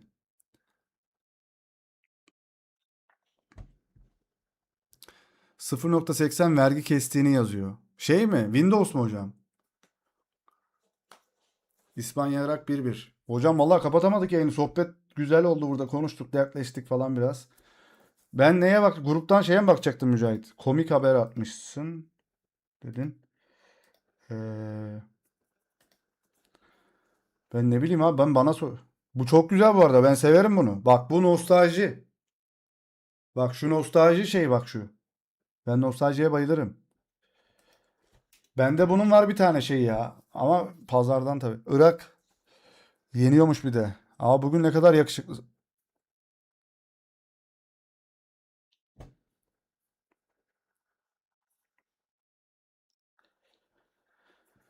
Ya benzemese de getiriyorum bak şuna benziyor.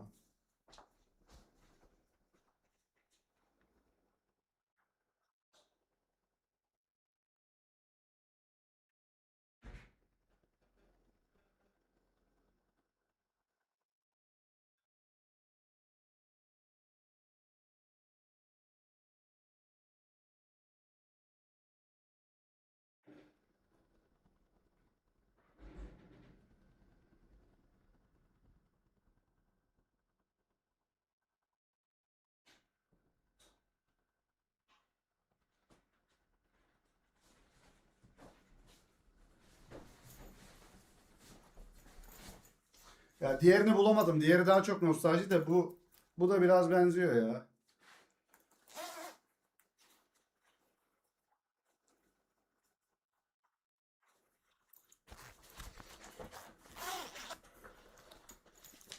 Diğeri var benim bir tane Almanya'dan alınmış. Ama Almanya'dan alınmış Türkiye'de ikinci el aldım onu ben. Sevdim çünkü çok güzeldi ya. Mecbur aldım. 25 kere yıkayıp giydim onu.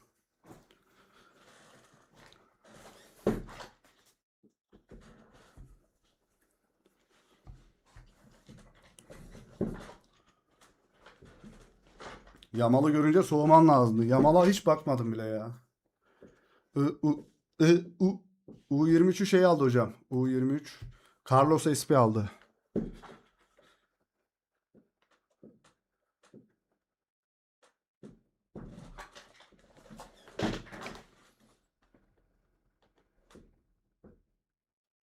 Perez açıklama yapmadı mı ya? Perez, Perro, Sempero, Simpero, Pero. Arda Güler almadı hocam maalesef. Mauro Icardi 25 bavulla İstanbul'dan ayrılmış. Icardi gidiyor.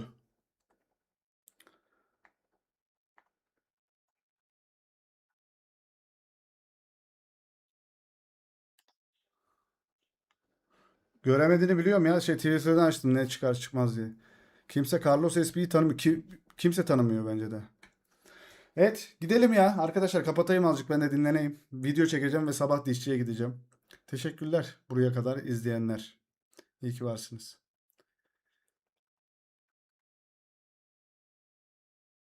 Yarım saat yapacağız dedik yayını. Bak başlamadan önce yarım saat konuşup bitireceğim dedim. 1 saat 45 dakika oldu. Icardi gitsin kalırsa toksik olacak. Evet olabilirdi bence de. Geçmiş olsun.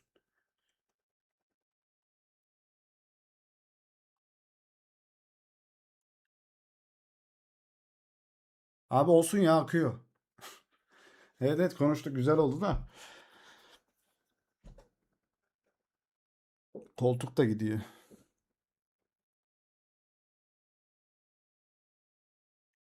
Çöktüm kaldım. Neye geçmiş olsun dediniz ya? Ha, dişçiye gidiyorum diye mi?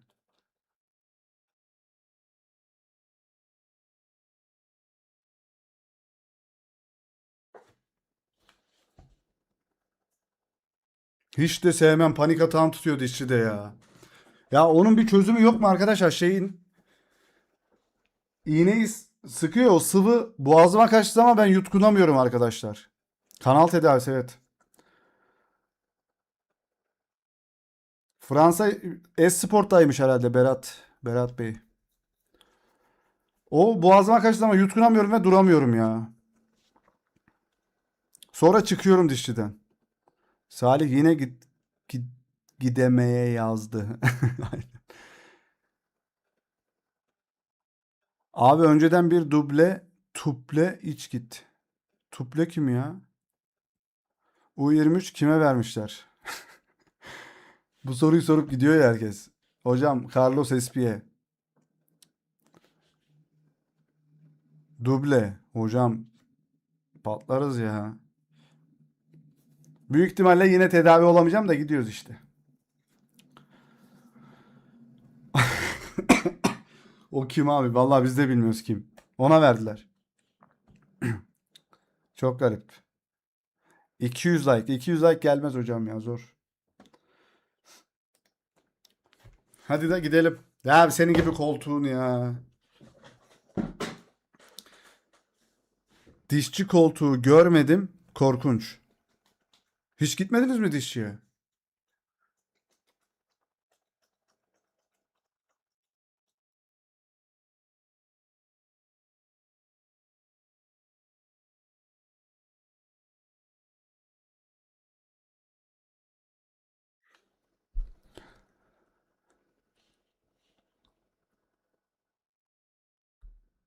Rakı iç diyor. Rakı sevmiyoruz ya. Çocukken gittim. Vallahi ne güzel ya. Keşke ben de gitmeseydim.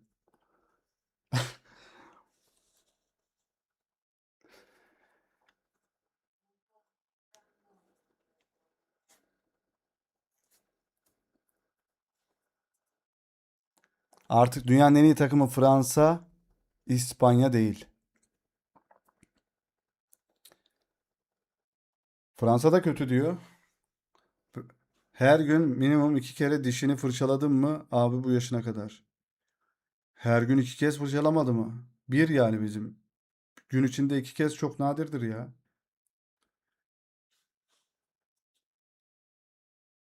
Ben dışarı çıkmıyorum ki. Dışarı çıkacağım zaman çok ya da başka gidip geldiğim zaman çok oluyor, evet. Abi diş genetik yani bilmiyorum ki. Sıkıntı ya. Oğlum çok fırçalayınca da sıkıntı bu arada diş arkadaşlar. Ya ben o yüzden günde 2 kez pek yapmıyorum yani o işi. Ha, manita olursa hayatımızda birisi o zaman yani kaçmasın yanımızdan diye. Saadettin teşekkürler, hediye fikirler, eyvallah. Eyvallah. Kime çıktı? Seven Kaan'a çıktı ve Fasum. Fasumen. Ya Fasumen kim? Hiç görmüyorum ben onu yayına. Geliyor mu? Seven Kaan'a çıkması güzel oldu ama. Teşekkürler. Ya yine çıkmadı bana ya diyor Medbilim. Fransa defansı berbat. Bu ne böyle? Misvak kullansaydı küçükten beri hiç problem kalmazdı dişle ilgili. Misvak da kalmadı. Seven Kaan sana çıktı hocam. Hediye fikirleri. Kesene bereket hocam. Sağ olasın destek için. Eyvallah. Eyvallah, eyvallah, eyvallah.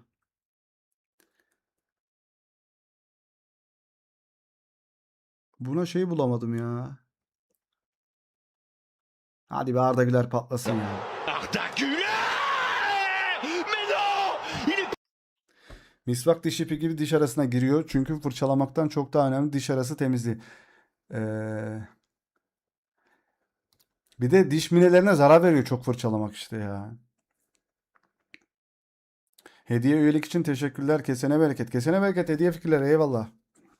Bana da gelir mi hediye üyelik? Orhan hocam 5 kişiye üyelik hediye ettin bir anda sen bence. Kıydın o paraya. Fransa defansı berbat. Hiç fırçalamakla ilgili değil, direkt genetik bu. Allah Allah. Niye öyle? Ya bak benim babamlar 6 kardeş. 5 kardeş. Sadece babam kel.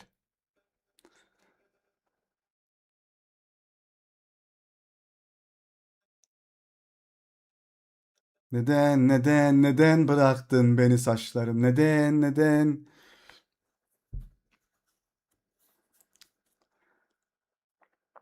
Genetik miras.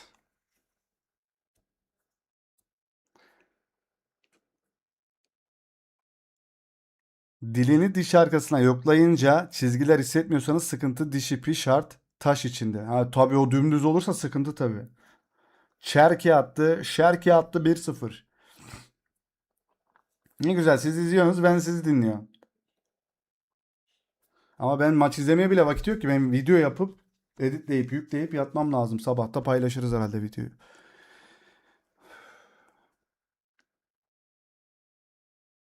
Maç izlemeye bile vakit yok ya. Rabbim bizi bir gör Rabbim şu kanalı bir uçur bir ya.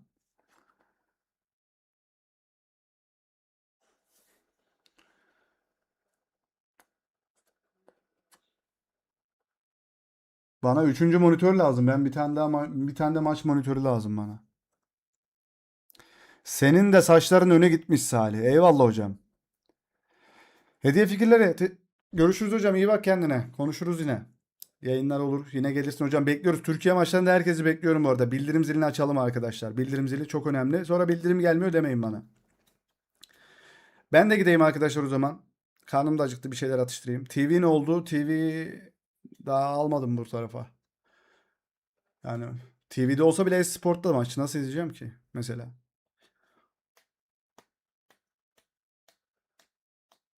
Benim saçın önlere gitti hocam ya. Allah. Ama çok da dökülmemiş değil mi ya? Ortalar falan.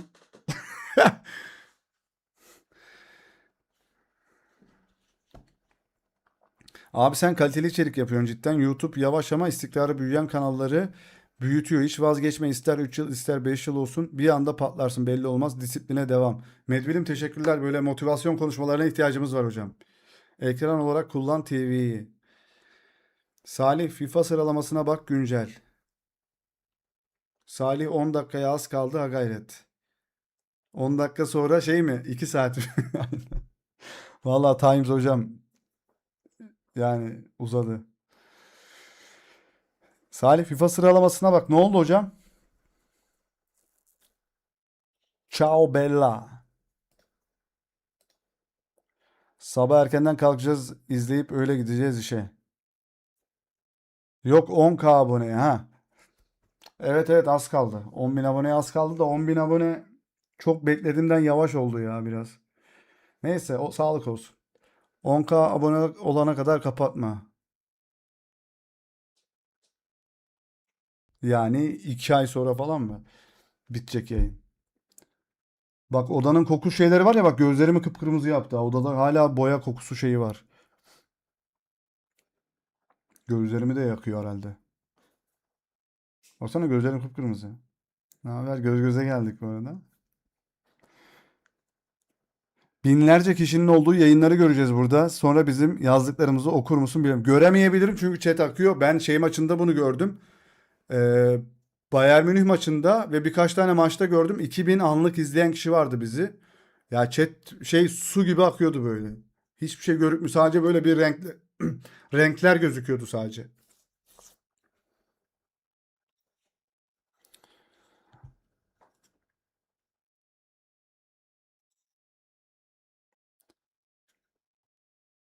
Ya mecbur oraya işte 2 TL de olsa süper chat yazacaksın ki göreceğim yani. 2 TL'cik de olsa hani.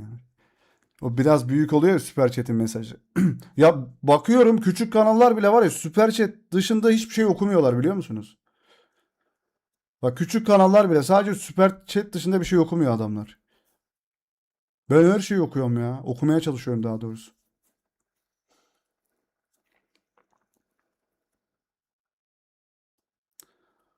Okumam. Okumam ah Mücahit ah. Ben okumam mı dedin? Okuyamam demek istemişimdir. X'te var 3000 abonem de arkadaş Hepsi yayıncı. Atsak gelmezler, nasıl ikna ederiz onları? 3000 tane abonem var. X'te var 3000 abonemde. 3000 tane yayıncı mı tanıyorsun hocam? İnanılmaz. Ben mi yanlış okudum acaba? Hepsi yabancı. Atsak gelmezler, nasıl ikna ederiz onları? Hocam gel, yani yurt dışından izlense daha güzel olur tabii. Pencereyi hafif aralık bırak da dışarı çıksın o hava. Dünden beri ciğerine eziyet oldu Salih. Yani açıyorum da şu perde gözükmesin diye. Bir de pencereyi görmek ister misiniz? Yabancıymış Salih, emin misin? Filozof dinliyor. Ben her şeyi okurum. İngilizce maç yayını mı yoksa? Gelsinler. Gelsinler de bir feleğini şaşırttırayım onlara. İngilizceyi bir konuşayım da görsünler. İngilizce. Abi şu pencereye baksanıza. Dünyadaki ilk pencere bu arada.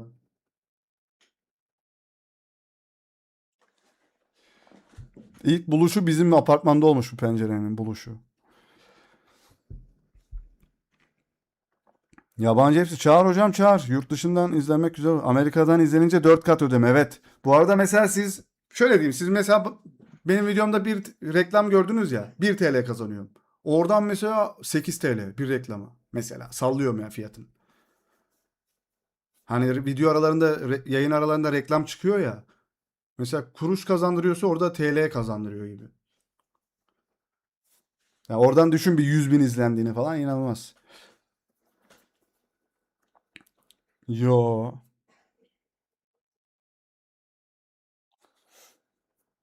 YouTube kanalı açtım. Amerika'dan, Kanada'dan izleniyor Salih. Kimselere söylemiyorum, izlemeyin. Ver. Çabuk söyleyin kanalı. Ne içerik çekiyorsunuz? Vallahi biz de izlenelim ya. Hemen kopyaladım sizin içerikleri. Vallahi bizim evden kat kat daha modern olmuş oda bence. Boş ver pencereyi. Allah, buranın eski halini görseydi zaten zombi evi diyordunuz benim evime. Hatırlıyorsunuz değil mi odama? Soba falan vardı burada. Sobayı falan dışarı attım. Odun kömür sobası. Böyle güzel oldu ya. Tatlı oldu. Tatlış olduk yani böyle. Amerika'dan, Kanada'dan izleniyor.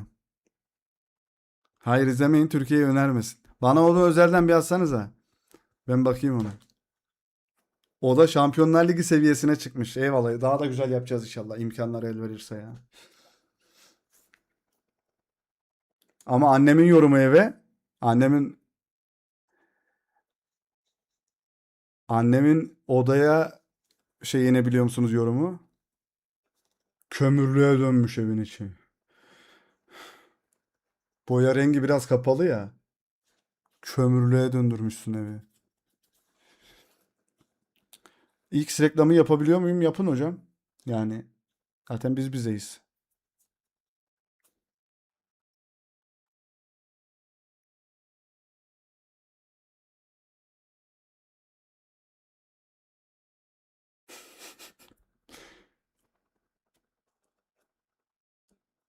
Ama harbiden gündüz bile karanlık oluyor bu renkte ya.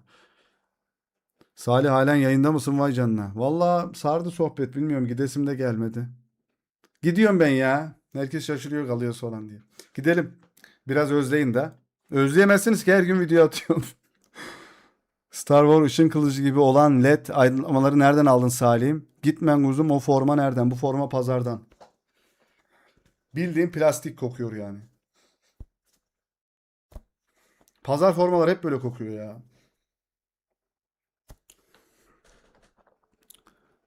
Sabah kalk. Pazarın linkini at. Çarşamba pazarı Antalya. Dişçi. Özetlemelisin, 7 saat sonra yine geleceksin. Özletmesin. Özetmesin, 7 saat sonra yine geleceksin. Vallahi söylemeden bilmeyeceğiz. Çok güzel yapmışlar. Hiç özetmiyorsun kendine, hem yayın hem video atıyorsun.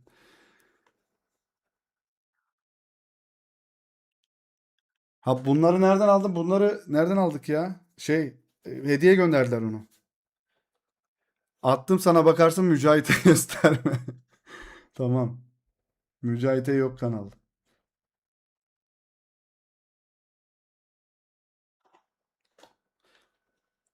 Zaten seni takipteyim X'te. Amazon mu? Yok yok, Amazon değil ya, şey, Neko. Niko diye bir firma. Adamlara ben satın aldım önce 2 tane. Burası için satın almıştım. Bu zaten her videomda vardı bunlar benim. Siz işte görmüyordunuz çok yakın olduğu için arka plan. Ee, Sonra ben dedim adama ben yayıncıyım falan. Bir tane bana işte Reels tanıtım videosu çek dedi. Çektim. Bunları hediye gönderdi adam. Tek aldığımız hediye bu yani.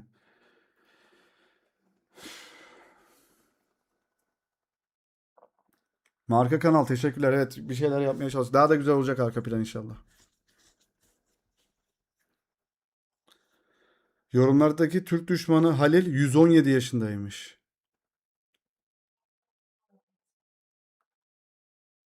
Salih, kızların maçı molada geri geldim. U16 takımımız büyük kızlara kafa tutuyor. Helal olsun onlara. İzleyicilerin sevgisi ve dostluğu en güzel hediye değil mi Salim? Tabii ki de öyle. Ben şey diyorum ya, sponsor gibi düşün. Hani sponsorluklardan gelecek. Ya sponsorluk değil de adama karşılığında bir tane reklam videosu çektik de gönderdi mesela. Ama güzel ürün ya. Nikon'un ışıkları iyi yani. Ucuz da bir de. Ne kadardı lan bunlar normalde? 600 lira mıydı? Öyle hediye gönderdi onlar da ya. 2 tane gönder. Birini küçük göndermiş ya. Bir şu kısa baksanıza. Şunu kısa göndermiş. Ben eşit boyda almıştım satın alırken. Hediyede birisini küçük göndermişler. Hediye diye bir şey demedik, geri istemesin diye yani. Ben gidiyorum hadi. Öptüm sizi arkadaşlar. Gideyim az.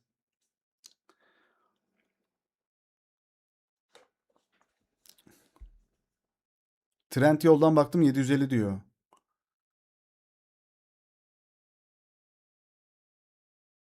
Sponsordan kazanırsın Salih. O işi de bir triki var. O ne demek? Trik. Yani bir olayı var gibi mi? Kelebek yüzdüm. Salih, üstündeki forma yeni formam. Evet, yeni forma hocam.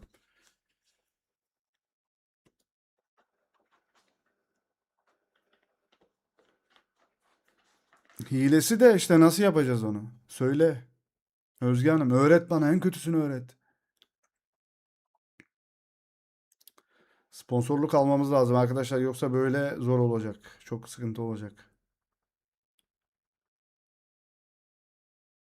Vallahi bizim bura çok sıcak. İBGS'me sen nerelerdesin ya? Çok sıcak bizim bura. Abi İspanya'nın yedek takımı hiç iyi değil.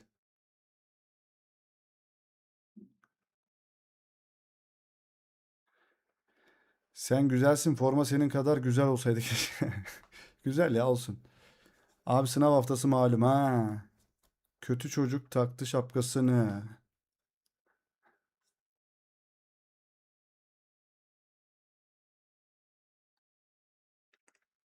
Aa, o da var. Salih, şirket mi kurmuştun yoksa influencer IBAN'ı mı açtın sadece?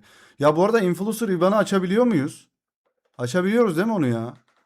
Kesintisi daha mı fazla oluyor acaba onun?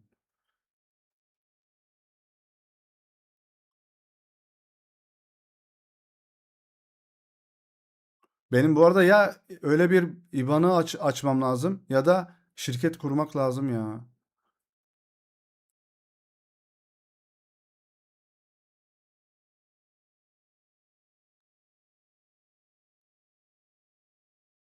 Açılıyor Salih, biz açtık. Vakıfbank'tan. Çekebiliyorum değil mi kendi üzerime? Biz arkadaşın üzerine alıyorduk da. Şey, eee, şirket kurmana gerek yok. Peki ne kadar kesinti oluyor? Daha mı fazla oluyor acaba oradan? Influencer şeyinden. Icardi, Galatasaray Icardi'ye 5 teklif etti. Icardi 7 istiyormuş. Bucillaba tarafından doğrulanmış. Alex, bizim de var bir spor dalımız. Kıps.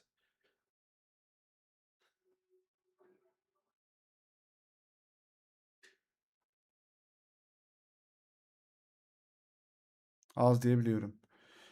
Şeyin sorduğu soru da çok önemli ya. Times'ın sorduğu.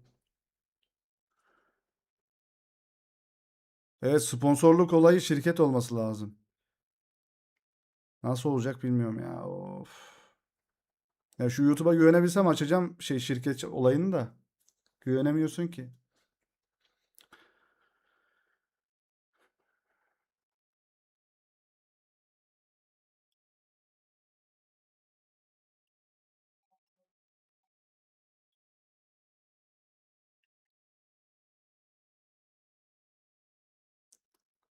Sponsorluk YouTube dışı oluyor. Firmayla anlaşıyorsun. Evet. Firmadan alıyorsun parayı. YouTube'u karıştırmadan. Abi biz nasıl bulacağız o sponsorları ya?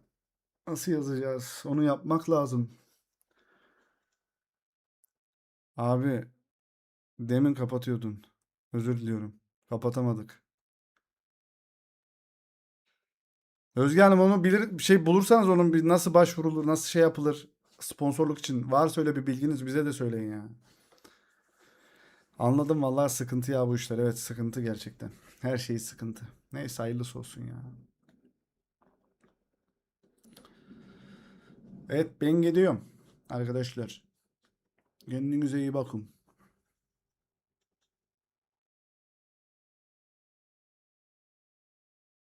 Görüşürüz. Damacana su reklamı. Gitme. Gidiyorum. Yarın dişçiye gideceğim. Sen de kendine. Melioz hocam nerelerdesin? Sessiz sessiz dinliyorsunuz bizi. Hiç konuşmadınız bugün. Bay bay. Görüşürüz. Yapay zekaya da sorabilirsin. Sormayacağım. Kendim bulacağım ya. Hep bu yapay zekaya soruyoruz her şeyi. İyi geceler madem. Görüşürüz hocam. Bay Özlem Çoban. Yeni geldim. Ha, o zaman hocam baştan açın izleyin birazcık. Sonlara doğru izlemeyin. Yani biz sohbet ettik. Yani sonlara doğru dedim. Bir saat sohbet etmiş olabiliriz. Bay bay Alexander.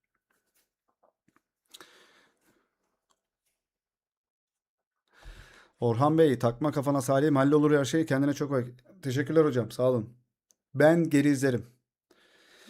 U23'ü başkasına verdiler onu söyleyeyim ama en baştan. Hoşça kalın. Bay bay bay bay. Muchas gracias afición. Sü! Şuradan hemen ne yapalım? Şeyi de açalım. Arda Güler'i. Arda Güler. Mais non, il est pas sérieux. Arda Güler. Bayis.